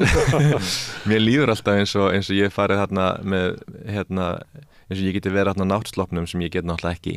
En auðvitað þetta húsið sem ég hef tekið upp alla mína plötur, þetta húsið sem ég gerði tónlistarhátíðina mína, þetta húsið sem að ég bara vaxið í og stækkað vonandi. Þannig mér líður alltaf þannig og svona talaði líka Hörpu svona kannski opnara bæði gagnrýni en í grunninn náttúrulega elska ég hana alveg sem maður hugsa landið sitt maður sér það alltaf svona kannski með gagnrýni linsu en önnur lönd en þegar allt kemur til alls þá elskar maður það meira en allt annað sko. Nei, ég meina Harpa þú veist, hugsaði hvernig Ísland væri án Hörpu, hvað ef að sko Pétur heitinn Blöndal sem var nú frábær maður mörgu leyti, en hvað ef hann hefði orðið á ósk sinni og Harpa hefði ekki verið byggða því við höfum ekki efna á henni, hvernig hefði allt þróast sko, ég held að við höfum tekið rosalega mikla afstöðu með því að byggja Hörpu, bara hugmyndafræðilega afstöðu í endurreisn Íslands, hvað sem okkur finnst hana að öllu leyti, en það voru einhver stór skilaboð sem voru send þarna, sem að Katrín og Hanna Birna sem að koma þarna á sikkurum pólnum, þú veist, taka saman, ná þarna saman og það voru fólk í öllum flokkum ósammála þessari ákvörðun og mér finnst þetta ég svo fegin, fyrsta sinn sem ég hitti Katrínu það var einhverju leynifundi á Lækjabrekku gamla veitingahúsinu sem var að vera að fá mig og einhverju fleiri til þess að reyna sko plotta það að láta Hörpu verða veruleika því að fólk hafi beðið eftir þessu húsi í 130 ár á þessum tímapunkti, það voru fyrsta greinin tónlistarhús í Reykjavík skrifuð kringum 1880 og síðan þá hefur við bara ekki átt stort hús og sinfoníun búin að spila í þessu fallega en hljómburlega ómögulega bíó í öllu segar og það stóð bara mjög tæft að húsið yrði byggt og ég mani spilaði tónleika í Norðurljósasalunum þegar hann var bara svo hrára voru allir með innar skrúða sko. Þar voru allir ráða með þjóðarinnar og að vera að reyna að snúa þessu frá því að þetta yrði tákn fyrir bruðl Landsbankans og yfir í þetta væri endurreist og það var ekkert auðvelt þó að í dag finnst okkur óhugsandi annað en að Harpa hefði verið reist. En ég stundum að hugsa hvað hún hefði ekki verið reist. Hvar hefði ég tekið upp plöturnar, hefði ég gert tónlistarhátíð, hefði sinfonían orðaði sem hún þú veist, minna áskriftar á sinfoníun og hlutur klassískar tónlistar á Íslandi hefur stór aukist með þessu húsi. Sko áskrifendur fóru upp 50, 60, 70% og hafa ekkert farið mikið niður síðan. Þannig að hún hefur náttúrulega breytt miklu fleira heldur en við kannski áttum okkur alveg á akkurat núna, þó hún sé ekki nema 12-13 ára. Nú læti ég af þessu hörputali byrst afskuðum þessu ég sé á launum í húsinu, ég það ekki sko. Ég spurði á hann Bach og að þú varst að segja að þú hefur farið að frumflytja verk eftir John Adams og ég var að spyrja hvert var ég erindi Bach við samtímans. John Adams náttúrulega það myndi kallast klassískt tónskáld en hann búinn að vera í miklu samtali við sinn samtíma og hefur tekið það svolítið ég veit ekki, svona alvarlega, hann hefur sett upp óperur sem að fjalla hápólitískt mál og bæði náttúrulega til dæmis, núna náttúrulega þetta ástand á Gaza, hann náttúrulega gerði alveg stórkostlega óperu. Já, Death of Klinghoffer, alveg rétt. Stórkostlega. Sko, kórhlutanir af þeim að þetta við náttúrulega spila eiginlega bara öll kvöld til þess að reyna að lækna sársaukann yfir ástandinu sem það núna. Og það væri fallegt. Já, sko John náttúrulega, hann einn minn nánasti bandamaður í tónlistarheiminum, við erum mjög náni vinir og höfum unnið svolítið mikið saman. Þetta stórkostlegt tónskáld. Ég alveg sammála, hann ótrúlegur, mesta tónskáld Ameríku, engin spurning. Sko, hann kemur samt á svo skemmtilegum tíma, hann fæddur 1947, þannig að svona hans uppgangstími er kannski 8. áratugurinn svolítið og 9. Og 7. kannski einhver leiti, en ég held að hann að koma inn í mjög skrítna situasjón í klassíska tónlistarheiminum, því að eftir stríð, eftir seinni heimsstyrjöldina, þá einhvern veginn það er svo mikið þrot í öllu, það er svo mikið vantraust bara á samfélaginu eftir það sem gerðist og listamenn einhvern veginn vilja skilja bara við fortíðina á einhvern svona mjög afgerandi hátt og í tónlistinni þá það menn svo Pierre Boulez og Stockhausen og menn sem eru kenndi við Darmstadt-skólan sem bara fara í burtu frá C-dur og C-mól og G-dur og G-mól og færa sig bara yfir í svona miklu meiri abstraksjón og miklu svona einhverju myndi segja kaldari tegundamúsík og mikið af tónlistinu er einhvern veginn bara tækninni vindu fram og þá var næstu því orðið ólöglegt að skrifa verk í C-dur. Það var bara eitthvað sem Bítlarnir gerðu og einhverju svona popparar en við í klassikinni við vissum betur og menn fóru bara í svona tónlistvarð að næstu því heimspekilegri iðkun og bara mjög hugmyndafræðileg og færðistu þetta frá þá Jón og Gunnu og ég held að bandaríkjamenn sem voru ekki í Darmstadt, þú veist, bara menn eins og Philip Glass sem 10 árum eldri en John og John og svo þeir sem að koma hana, þeir einhvern veginn óttast þetta og þeir eru þrátt fyrir allt menn fólksins og vilja þann relevans að fólk hlusti á tónlistina og hann einhvern veginn finnur sinn tón fyrst í gegnum minimalismann sem að Philip Glass og Steve Reich og þeir voru með og svo fer hann út í eitthvað allt annað þar sem hann einhvern veginn að taka, hann bara meira svona eins og post-Beethoven fyrst mér, tónskáld sko, eða post-romantískur hreinlega, þar sem hann tekur einhvern veginn element úr öllum áttum á svolítið, líka svolítið eins og Picasso hefði gert í myndlistinni, hann óhræddur við að taka mjög ólík áhrif og færa inn í sinn tónlistarheim og og það að ég skulle núna fá að eiga þetta samband við John og hann sem búin að skrifa fyrir mig en hann nýja píanókost er náttúrulega bara svona óraunverulegt, hann er 77 ára á svona hátindi auðvitað síns ferils en það skemmtilegasta við hann er að hann er svo experimental að við vitum aldrei alveg hvernig við ætlum að spila verkin hans þó hann hafi samið þau það er skemmtilega sko ég ímynda mér að ef að Bach væri lifandi og hann væri hérna í Hörpu og myndi spila Goldberg-tilbyrðin 2 eða 3 kvöldir ég ímynda mér að hann myndi ekki spila sömu tempo myndi ekki spila sömu dýnamík ég ímynda mér að hann myndi bara taka frásögnina í ólíkar áttir því að þú getur gert það svo sannarlega með það verk sko. Ég er ekki trúið í bara ekki að hann myndi endur taka einhverja eina versjón sem fyrir honum væri verkið ég trúið ég heldur ekki að Shakespeare myndi leikstýra Rómeó og Júlíu þannig að það væri alltaf nákvæmlega sömu tæmingar og sömu senur og sömu leikara bara kemur ekki til greina sko. Og það að vinna með John er svolítið þessi að staðfesta þetta hvað þetta er dýnamískt ferli og hvað meira svo tónskaldið hefur ekki hugmyndum hvernig hlutin er í að hljóma. Og leiðin er markmiðið en ekki loka niðurstaðan. Akkurat. Ég las eins og viðtal við Adams. Það er skemmtilegur, minnst hann svona eins og Amerikanar, það stundum svona kumpanaskapur í Ameríku, svona, það er ekki, þú veist svona, geta verið lausið við snobb og svona, ég held þetta sé komið frá keltonum, frá skotunum og írónum sem maður finnst þetta þegar maður er í Skotland og Írlandi að það sé svona þessi ameríski kumpanaskapur og allir séu bara jafnir sem að stundum er fallegt í bandarísku samfélagi ekki í bandarísku stjórnvöldum, alls ekki. Það er einhver pendúl sem er samt gengin svo langt í þá átt að nú líta þér næstu því niður á alla sem hafa einhverja þekkingu sem maður geti talist aðri í einhverjum skilningi þeir hata háskólasamfélagið. Þú eru íllmenni í amerískri Hollywoodmynd af því að þú er svo fáaður Takt eftir því hvernig til dæmis klassísk tónlist er átt einhvern veginn sett í samhengi í Hollywood þar sem að Hannibal Lecter í Lömbin þagna uppáhaldsverki hans er Goldberg-tilbrigði Bachs svo við tengjum nú aðeins hérna reyndar sko undanfarið hafa yfir Hollywood átt ansi gott klassísk tónlist hefur átt ansi gott svona strík í Hollywood sko búið að gera alveg fullt að geggjum Hollywoodmyndum mennan stórkostlega frumskóð sem að klassíski heimurinn er. En jú, það er náttúrulega vandræði Bandaríkjanna er líka það sem er heillandi við þau. Hvað þau eru lágstemd og afslöpuð, en nú er það gengið svo langt að þetta nota það í populistiska hægrinu. Þannig að Já, hefur verið notað eins og þú ert að benda á í Hollywood. Það er eiginlega illmennið ef að einhver er fáaður eða svona á evrópska þá er það yfirleitt illmennið. Já. Það er þannig. Já. Af því að það er síðan venjulegi maðurinn og hetjan, hann er einhvern veginn sprottin upp úr malbygginu og býr í Queens. Já, og allir forsetaframbjóðendur og allir pólitíkusir í Bandaríkjunum gera mjög mikið í því að reyna að tengja sig sem mest því sem er anti-establishment og allt sem er, þú veist, þú vilt ekki auglýsa það að þú hafi farið í Harvard þó þú hafi gert það þegar þú ert í kosningabaráttu. Eða Juilliard. En það sem ég ætlaði að vitna í hérna þetta viðtal, sem að þetta er ekki tónlist, en þetta er samt. Þá sagði hann eitthvað svona, hérna var að spyrja hvað, hérna, svona menning sem þú notar. Já, ég horfi mikið á svona matreiðsluþætti í sjónvarpinu. Býtu, var þetta John sem sagði þetta? Já. John Adams? Já, ok. Ég var hjá honum núna fyrir árið síðan í San Francisco og þá eldaði hann reynda fyrir mig alveg fárulega góða sjávarrétti. Þannig að það útskýrir eitthvað, sko. En það kemur svo, það sem að viðmælandi segir eitthvað, nú, akkur.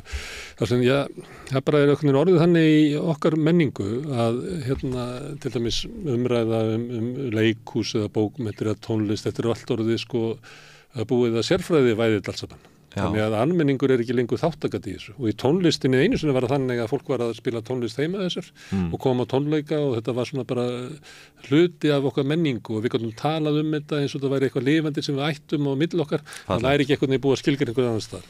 Eina sem við eigum eftir í menningunni sem er svona er maturinn, þar sem við öll eldum heima hjá okkur og þess vegna finnst mér skemmtilegt að hlusta á menningarumfjöllun sem eru mat. En skemmtilegt, en taktu eftir hvernig hann er alltaf að reyna að færa sig nær fólkinu með því að vera með, eins og þú segir, Death of Klinghoffer sem kemur inn á Ísraels-Palestínu konfliktinu, en svo getur líka verið með Nixon in China sem er alveg stór skemmtileg ópera og allt þar á milli, sko. Hann er alltaf að fást við okkar tíma, það er sem að gera hann á honum. Matreiðsluþættir, nú þarf ég eitthvað aðeins að stríða honum, sko. Þetta var í viðtali, ég man ekki hvernig ég las þetta, kannski fyrir svona 7, 8 eða 9 árum, kannski var ég, maður veit ekki hvað er, kannski var ég að fletta upp okkur göm, nei, mér finnst þetta að vera svona úr nútíman. Skemmtilegt. Svona, ég myndi giska svona 7, 8 árum. Horfir þú á matreiðsluþætti? Ég gerði það svolítið, af því að, hérna, ég var bara, ég veit ekki akkur, en ég var svona bara, mér langaði að verða betri í því að elda, þannig að ég fór í bara gegnum svona, las, hérna, allan matarlitteratúrinn sem ég komst yfir og horfði á mikið og gafst mér fljótlega upp á því að horfa á kláru kokkana og endaði að hérna horfa á YouTube á myndbönd sem að hérna svona kallar fertugt á Ítalíu sem ennþá bjuggu heima hjá mömmu sinni, tóku að móður sinni að elda. Og þá var, ég sá það fyrir mig það að þeir væri bara að hugsa það að jú, mamma verður kannski ekki eilíf og einhvern tíma verði ég að finna með konu, það verði ég að flytja. Vá, hvað þetta fallegt. Það hljóma svolítið meira svo Japan heldur en Ítalía, sko. Og hvernig á ég að kenna konunni að elda matinn hennar mömmu, þannig ég verði að taka hann og skrá hann upp. Þetta er fallegt. En já, það sem þetta sé mjög sérstakt, hvernig ég sá fyrir mér ástæðuna fyrir þessu, en þá var þetta svo falleg myndband vegna þess að mæðurnar elskuðu svo þann sem að var að taka myndirnar.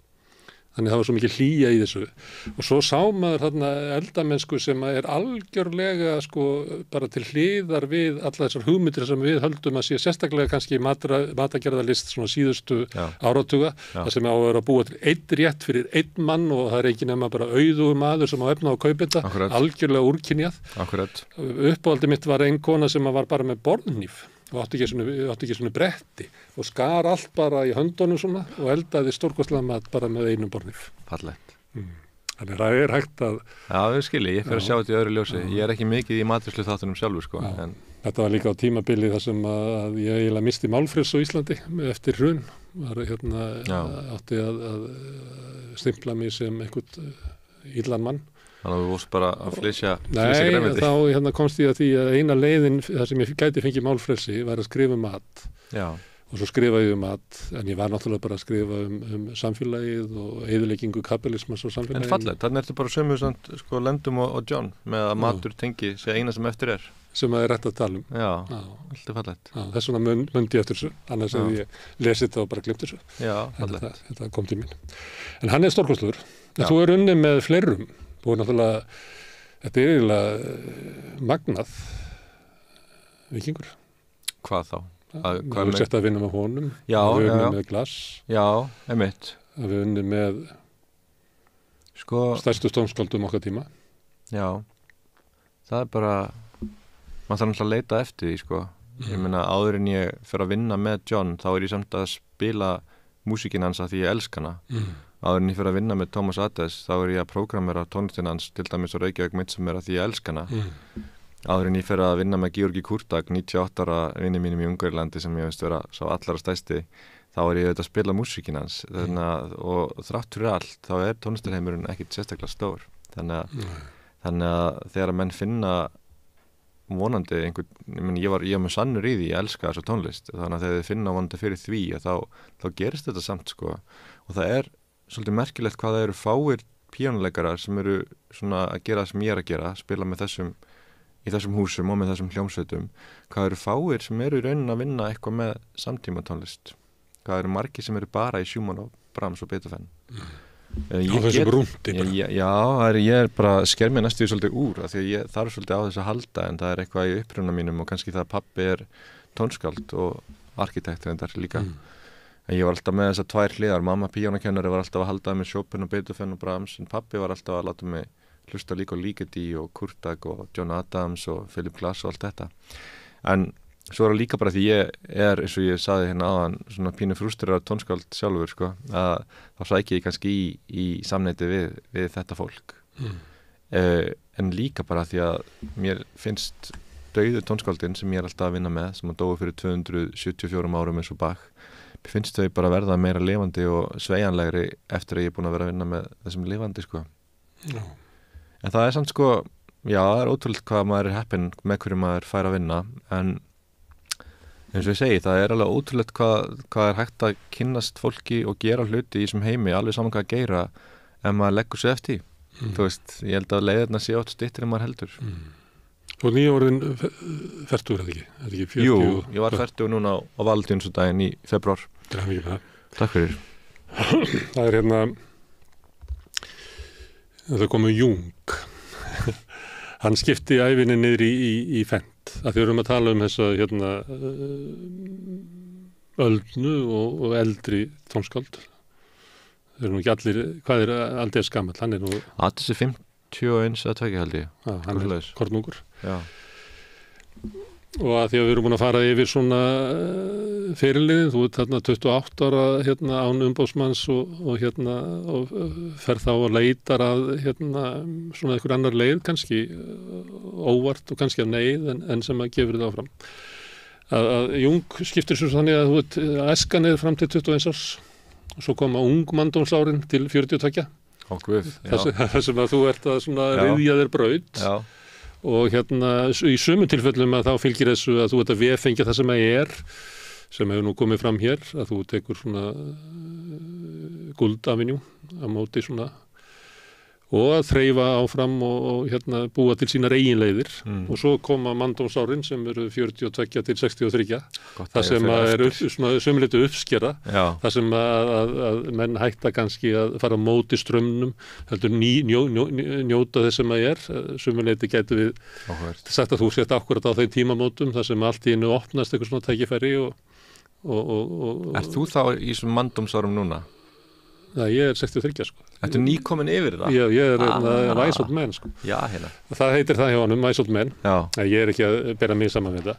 Og þá það svona það sem að líklega þetta tengt svona bara eðlilegum svona rytma í svona gömlum fjölskyldum þar sem að þú ert 63 og þú ert ekki að berjast fyrir stöðuðinni og þú ert svona óttalausari og þú þarft ekki að sanna neitt svona mikið og þá kemur oft hjá listamönnum svona frjálsari kafli mér finnst þessi kafli til dæmis mjög fallegur hjá Dylan þar sem hann einhvern veginn rennur saman við svona amerísku söngbókina sem hann rann út úr við gætum talað Laxness flokka hans svona í æskuverkin og svo ungmanndómsverkin þar sem hann að ryðja sér braut og svo uppskeru tímibinn og svo 63 það svona upp úr 65 svona sem að það sem að hann svona eldir bara pennan sinn og fyrir að skrifa endurminningar Þetta var fallegt, en þetta náttúrulega saga sigurvegarana hvað með alla hina sem upplifa vombriðin hann að manndómsárunum og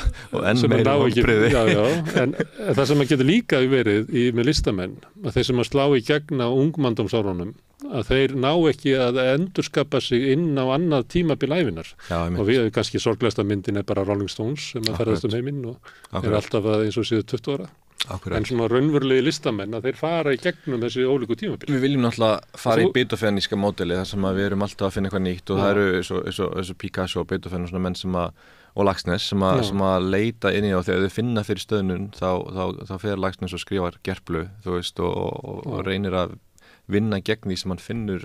Maður á alltaf að streitast allavega gegn þessum Jung áhrifum held ég að maður vilja ekki vera þessi listamaður sem er bara svona búin að ákveða sitt og svo ertu bara í 20 ára njóta þess að fá aðeins hærri laun og byggja sumarhús hugmyndir á Jung er að hvert tímabil er sko þú þarft að endurskapa sjálfa þig inn í hvert tímabil og það er eins og með glass þú ert kannski með hann þurfti aldeilis að hafa fyrir því það er ekki fræg sagan að því þegar hann var að keyra leigubíl Akkurat. Það er að keyra fínar frúr í óperuna sem er að fara að sjá óperuna sem hann hefur skrifað. Það er svolítið fallegt, sko. Þetta er sönn saga. Nei, en ég held, sko, það sem ég hef oft hugsað er hvað klassískir flytjendaferlar eru oft fyrirsjáanlegir og hvernig þú verður mjög auðveldlega að einhvers konar lúksusvöru sem er svo seld af umboðsmönnum fyrir sífellt meiri pening. Já, þú færði ekki að endurnýjast og þú færði ekki að þróast af því að þú verður að vera eins og varst fyrir 10 árum. Já, þú verður bara eins og einhver Gucci, einhver taska, þú veist. Og svo ertu það er bara fínna leður og þetta er rosalega falleg áferð og þetta er ótrúlega flott, bara svona kynningin á sig, en þú ert samt bara Gucci taska. Og þú veist, hún breytir engu, skiptir engu máli. Og það finnst mér svolítið vera þegar maður sér, sko, klassíska flytjendur og tónlistamenn og í poppinu líka, góður. Hvað eru fáir eftir fertugt sem að ná að gera eitthvað sem er raunverulega nýtt og þetta er kannski svolítið sem þú ert að segja með Jung sko. Hvað eru margir flytjendur sem fara alltaf í sífellt smærra og smærra mengi á repertoari og þá eru þeir bara orðnir frægir sem ég er þessi Schubert maður sem að gera Schubert betur en þá ætlum ég bara að vera í því og þá bara, þú veist, það er það sem að Tokyo vill og sem að Carnegie Hall vill og þetta er bara svona sérðarlega aftur og aftur. Glenn Gould er maður sem að barðist alltaf gegn þessu og þoldi ekki svona box og kategóri og er alltaf að vinna gegn því og ég held að það sé alveg hlutverk okkar og mitt hlutverk þess vegna nýja músíkin mjög mikilvæg fyrir mig og allt sem ég geri sem er svona óvinnlegt ég bara berjast þá gegn þessari cozy luxusvæðingu á listinni sem að, og ég meina Rolling Stones og ég meina bara eiginlega öll stóru böndin í pop og rock sögunni, þau hafa eiginlega öll átt svona 3-4 frábæra plötur og svo bara yfirleitt ferða yfir í einhver smá flatnesku. Það er líka af því að bransinn verður svo meðvitaður það hvað það er og skilgreinum svo mikið hvað það er sem að gerir þig að söluvænni vöru og þar leiðandi eru þessar stóru ljónstir þurfa oft að gera samninga sem að það næstu skilgreinda megi ekki fara langt í burtu frá því sem að hefur verið svona proven success í albúminu á undan og þar á undan.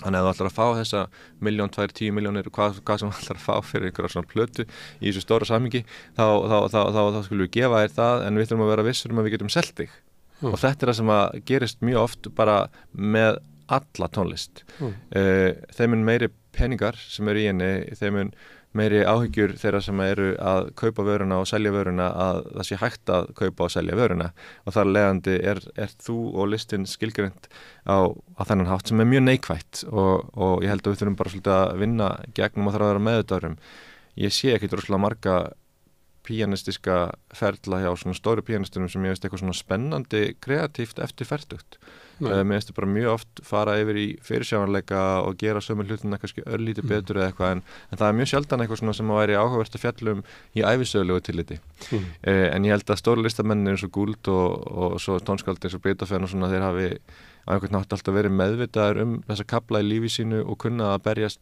sko gegn þessu fyrirsjáanlega.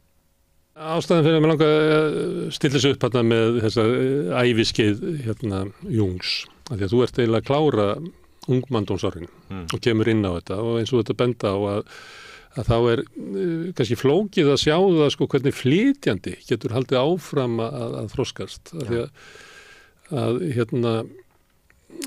því að markaðurinn hann vill að þú komi bara og endurtakið þig aftur og aftur og verði bara eins og Rolling Stones. En þegar þú horfir tilbaka þangað til þú varst 20 þá náttúrulega ótrúlega hlutir gerst og þú gætir hort síðan næstu 20 árin og sagt, þú veist, hvernig get ég gert jafnt mikið og ef ég gerir jafnt mikið og ef ég þroskast jafnt mikið og ég gerði það síðustu 20 árum á þessum tíma með þessa reynslu sem ég hef núna hvert er ég að fara þá eiginlega? Já, þetta skemmtileg spurning. Ég held sko, mér langar að stefna í alls konar áttir. Mér langar nú kannski að reyna aðeins að vinna í þessu frústrera tónskáldi sem innra með mér. Mér langar líka til þess að breyta aðeins struktúrnum í svona tónlistarlífi mínu sem kannski að spila 90-100 tónleika ári sem mjög mikið að túra sko, allan heim. Yfir í það að vera kannski í stærri svona tímaeiningum heima hjá mér og vera bara í stúdíónu og taka svolítið það sem Guld var að gera áfram sko. Þú veist, mér langar til þess að fókusera svolítið á stúdíói. Nú ég að breyta húsinu mínu þannig að það sé svona smá stúdíó inni bara í heimili mínu. Mér langar til þess að fara út í að halda áfram með það sem að Bernstein og Guld og fleiri gerðu sko, sem var bara svona fjölmiðlun tónlist. Mér finnst það bara ótrúlega skemmtilegt. Já, og svo líka bara svona óvænt samstörf eru svo skemmtilega.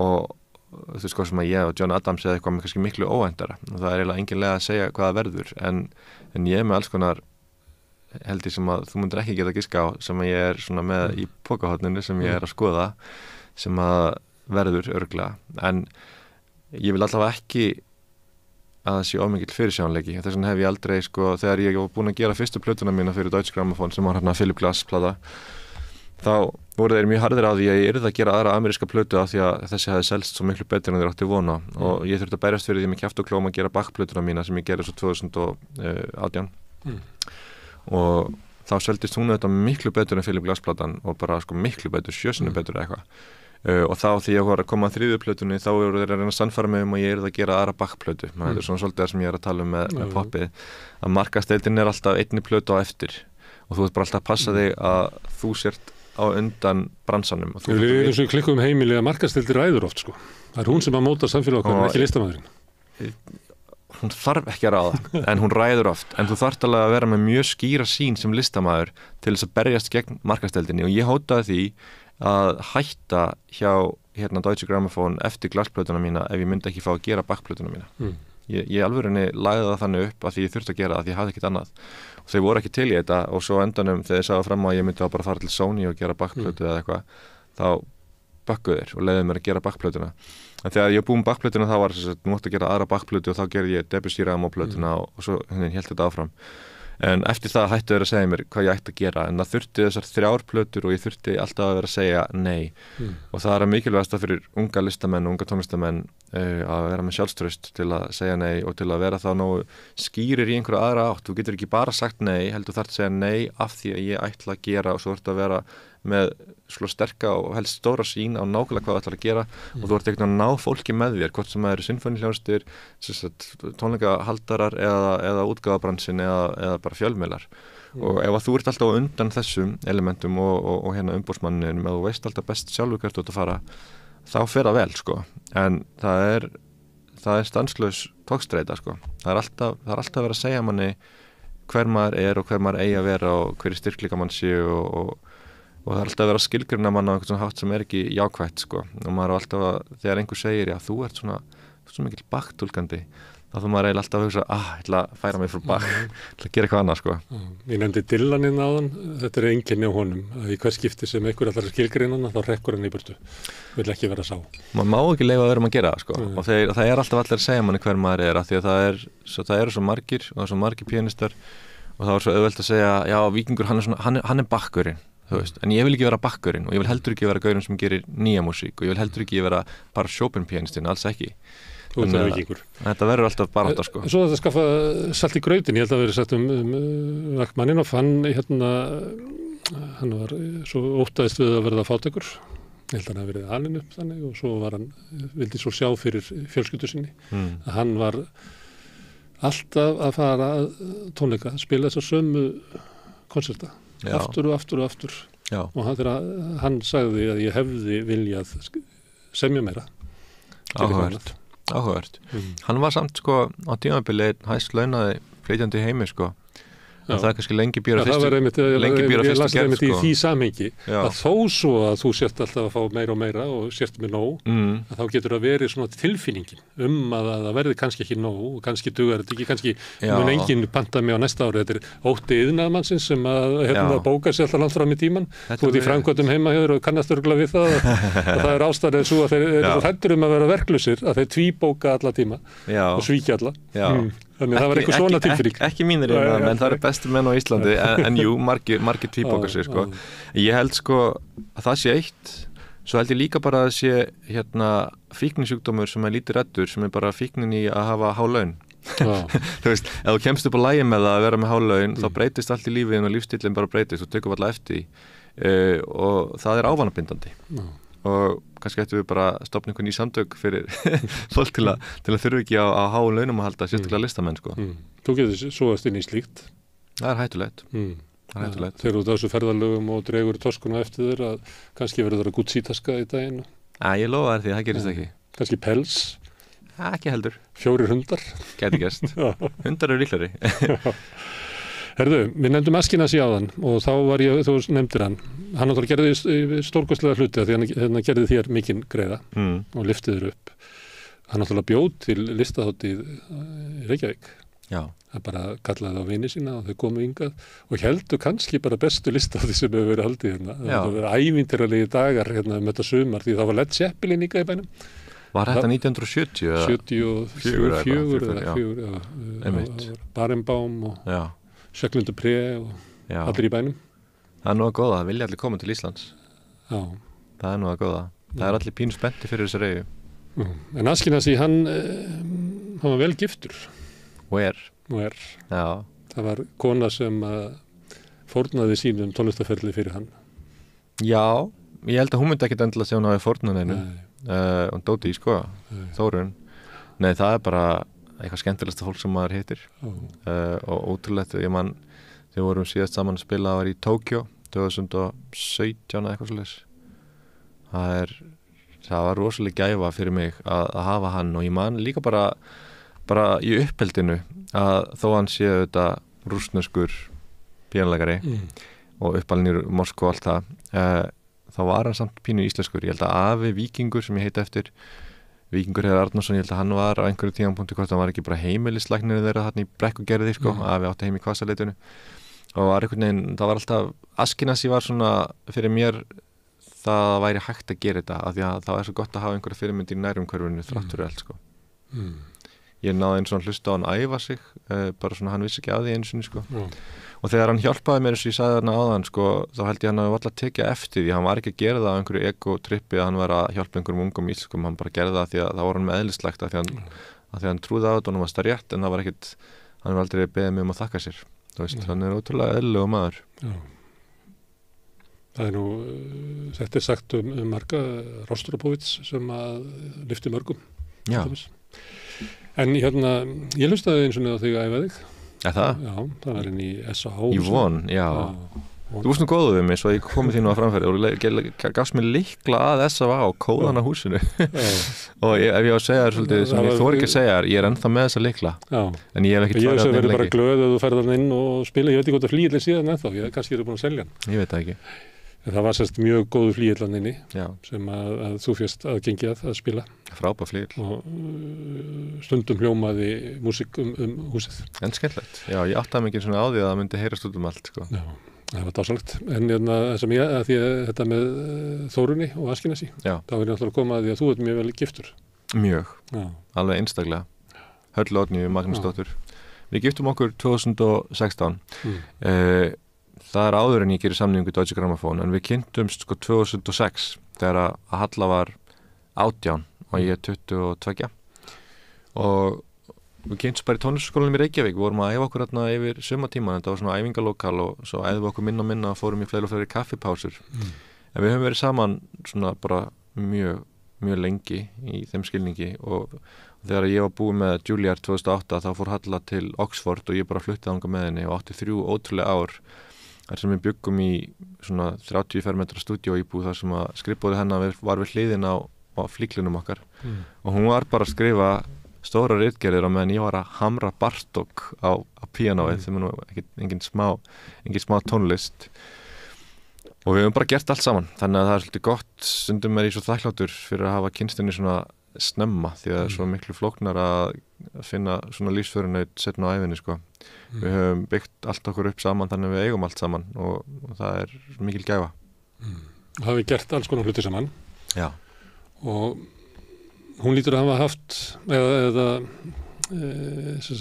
sammistir ykkar hljóta að hafa haft bara áhrif á þig sem tónlistarmann, hvert þú ert að fara að vera með svona hvað heitir þetta svona hvað heitir þetta? Ég skal bara segja það að þegar ég kynnist Höllu þá kunni ég ekki að meta Glenn Gould hún breytti því hún bara svona ímyndaði bara eitt af mjög mörgu þú veist og hún það svolítið stórt mjög stórt það þessi, við vorum að kallum þetta Avenue-ana að þú beigði þar inn það var Halla sem að beigði í stýrið já og ansi viljum svo sem tala bara Glenn Gould Avenue það alveg fleiri sem að eiga partí þeirri hugmyndafræk Glenn Gould átti það nú ekki eitt sko en Halla það nú bara svona eitt og hún fær mig til þess að svona hugsa Bach á allt annan hátt en já, mjög svona vera dýpsta manneskja sem ég þekki og við erum alltaf held ég alltaf jafn ástfangin en það líka bara mjög gott að vera ástfangin og eiga þá alltaf í svona langtíma hvað kallar maður að fjárbúðasambandi þú veist, í rauninni gerir Kristinn Sigmundsson sagði einhvern veginn við mig að það væri svo gott fyrir svona ástarsambönd að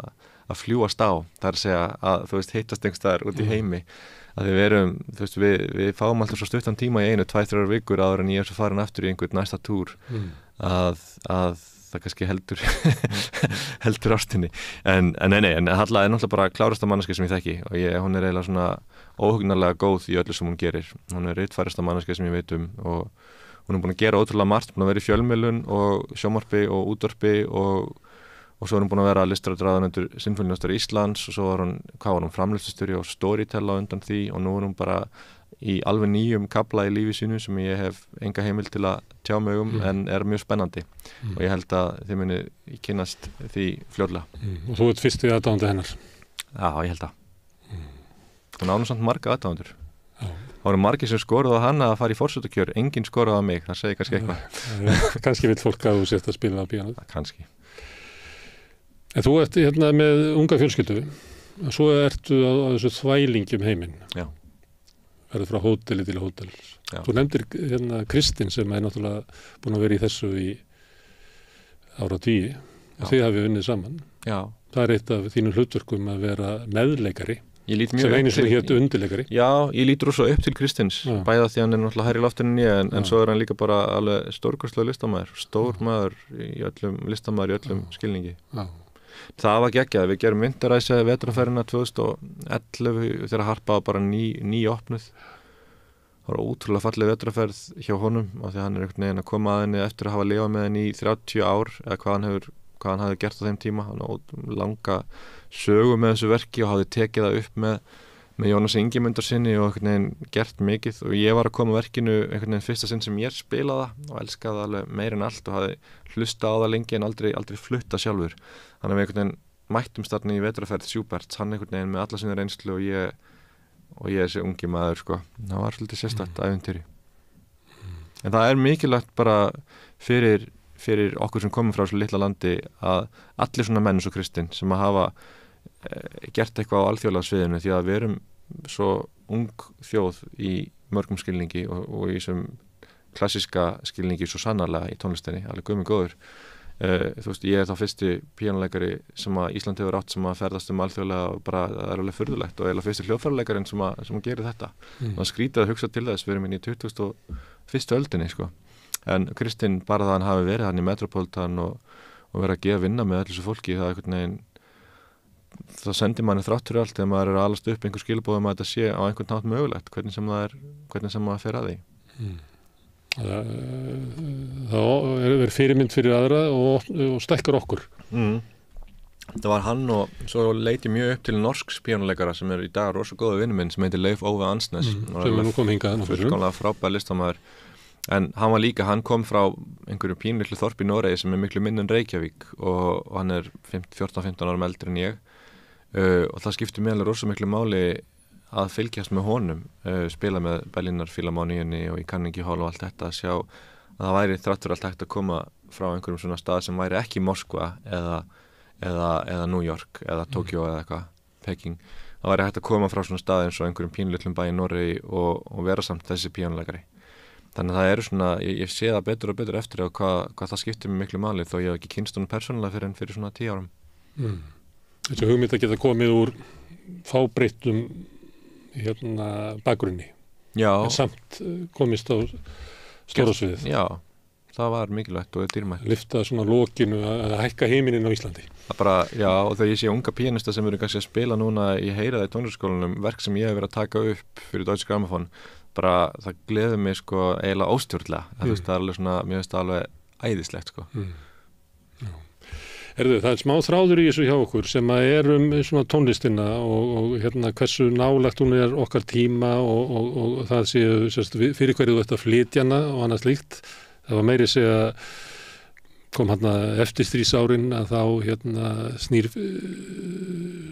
skapandi fólks svolítið frá hefðinni, af því hún hefði verið misnotuð náttúrulega í alls konar þjóðernisrembingi og svona hugmyndum að seinni heimsstyrjöldin hafi verið eiginlega merki það að menningin okkar fór í þrot og það við þurfum að búa til eitthvað nýtt og þaðan kemur kannski ungi Glass og kornungi Adams og svo fara að menna að þetta virkar ekki alveg, að það þarf að taka inn einhvern veginn hefðin inn aftur og að hafa hana mannlegri í sköpunina að svona þráður frá því að fyrsta fiðlastjórn í hljómsveitinni og semji verkinni yfir því að verði sérstakir stjórnendur sem gera það og allt inni verða sko háskólaprófessor og búles leiðandi.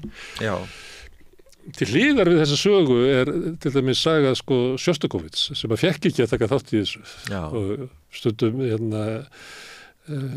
sömuleyti má eiginlega segja að sko Stalin hafi verið, ég segi ekki meðhöfundur hans. Nú snýr hann sér í gröfin, ég get lofaður því, einhvers staðar í Rússlandi sko. Já, þá er ég að meina það að ef hann hefði verið vestanmegin. Já. Guð maður vita hvað við orðuðum hennar mann, en af því hann var þarna megin og þurfti alltaf að berja hann í því að halda sig inn í hefðinni. Já. Og hann er inn í hefðinni og hann reynir að hæðast að henni eða kannski ekki hefðinni, hann er reynir að hæðast af skipinu sínum að vera inn í hefðinni, inn í verkonum og allt svoleiðis. Að þannig er svona dæmi sko stórkostlegan listamann sem að er einhvern veginn verður eiginlega stór einhver leiti í ófrelsinu. Átthagafjöturar hafa bara oft reynst mjög vel í listinni, verð ég bara að segja. Þú getur bara að skoða það með Bach líka. Hann er bara fastur í Leipzig, hjá menna Händel lengst þar í London og margir sko miklu frægari menn sem við þekkjum ekki einu sinni í dag. Það verður verra ef Bach hefði verið búið til London. Það held ég að það er bara mjög gott fyrir Bach að vera neyddur til að semja eina kantett á viku og gera allt sem hann þurfti að gera sko. Og ég held að Haydn átti svipaðan tíma þegar hann var í þjónustu eða þrælkunni á Esterházy fjölskyldunni.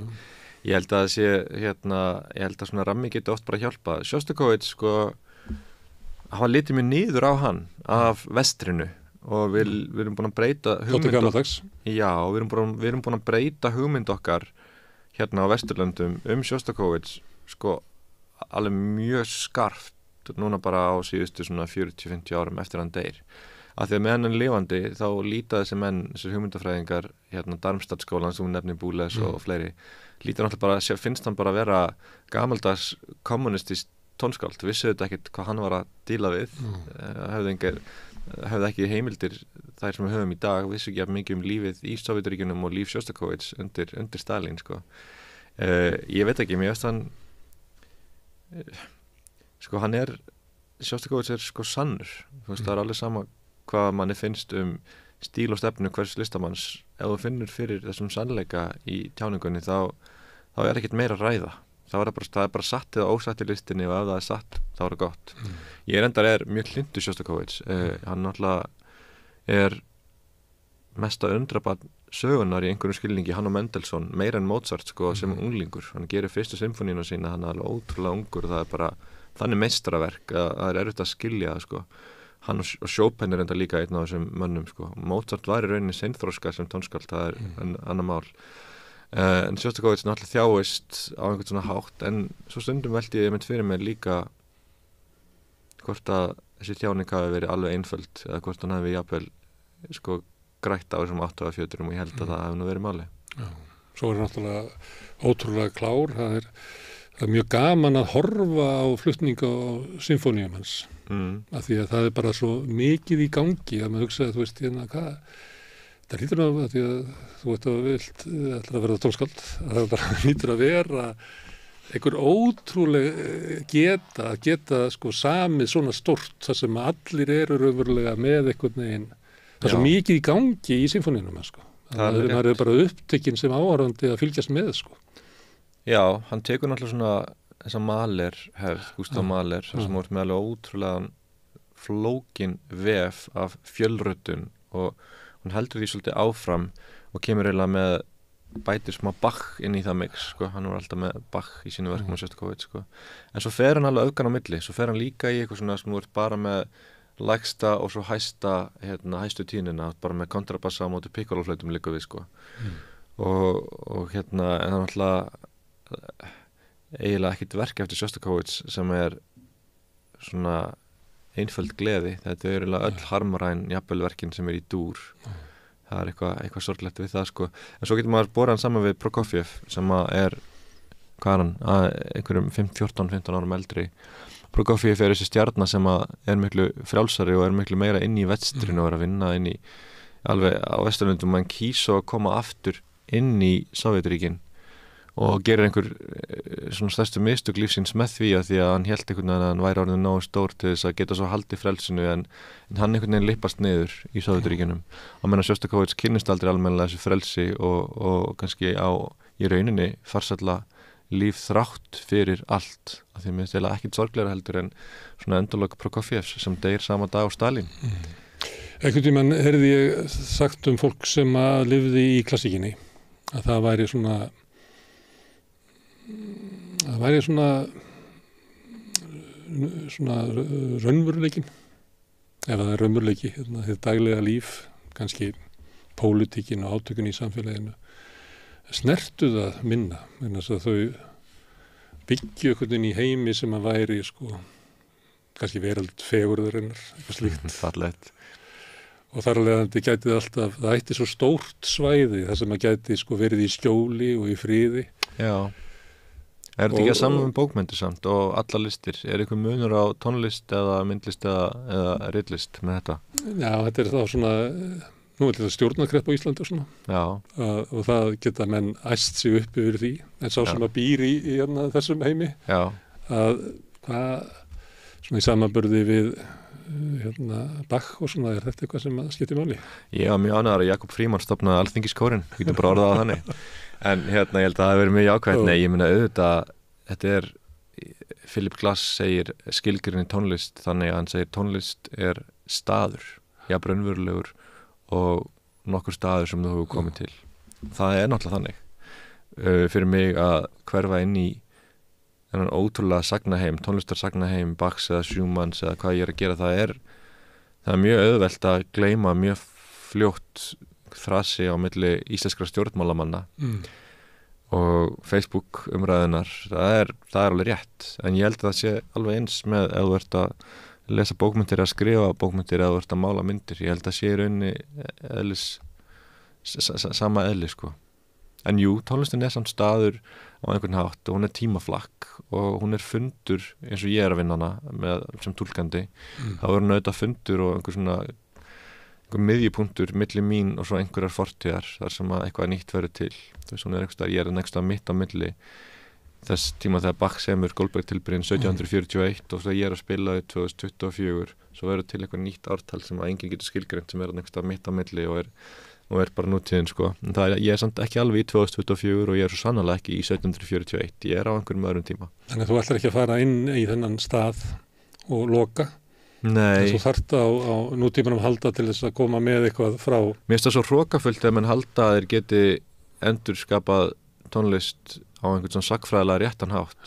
Getum við sett okkur inn í huga Bachs eins og hann lifði sínu lífi? Getum við sett okkur inn í hugan þegar að hesturinn er fljótasti fararmatinn?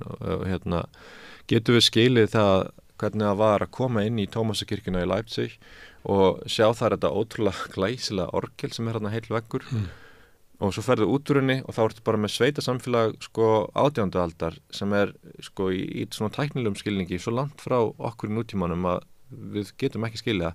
Getum við dæmis áttu okkur á hlutverki orgelsins og tónlistarinnar í samfélagi mannana þar sem að orgelið var í rauninni bara stórkostlegasta vél og bara verkfæralegt undur sem var til á þessum tíma. Þú veist, bara, það var ekkert nálægt orgeli var bara svona, þú veist, bara sem að bara hugvit og mannsandinn einhvern veginn mætast og rísa súpertölva, rísa hæst. Getum við skilið hvernig það var fyrir fólk bara sem að bjóða þarna einhverjum einföldum sveitabæjum að ganga þarna sem var bara ekkert af þægindunum sem við eigum í dag og fara þarna inn í Tómaskirkjuna, setjast niður, sjá Bach spila fúgu á orgeli, við getum það ekki.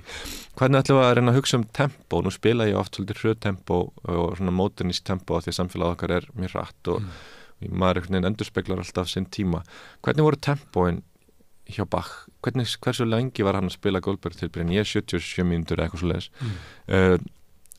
Hversu hratt spilaði hann eða ekki hratt þegar að hesturinn er fljótast í faraskautin? Þú veist, hvað eiginlega hérna, hvernig var þessi tími og öllu leyti?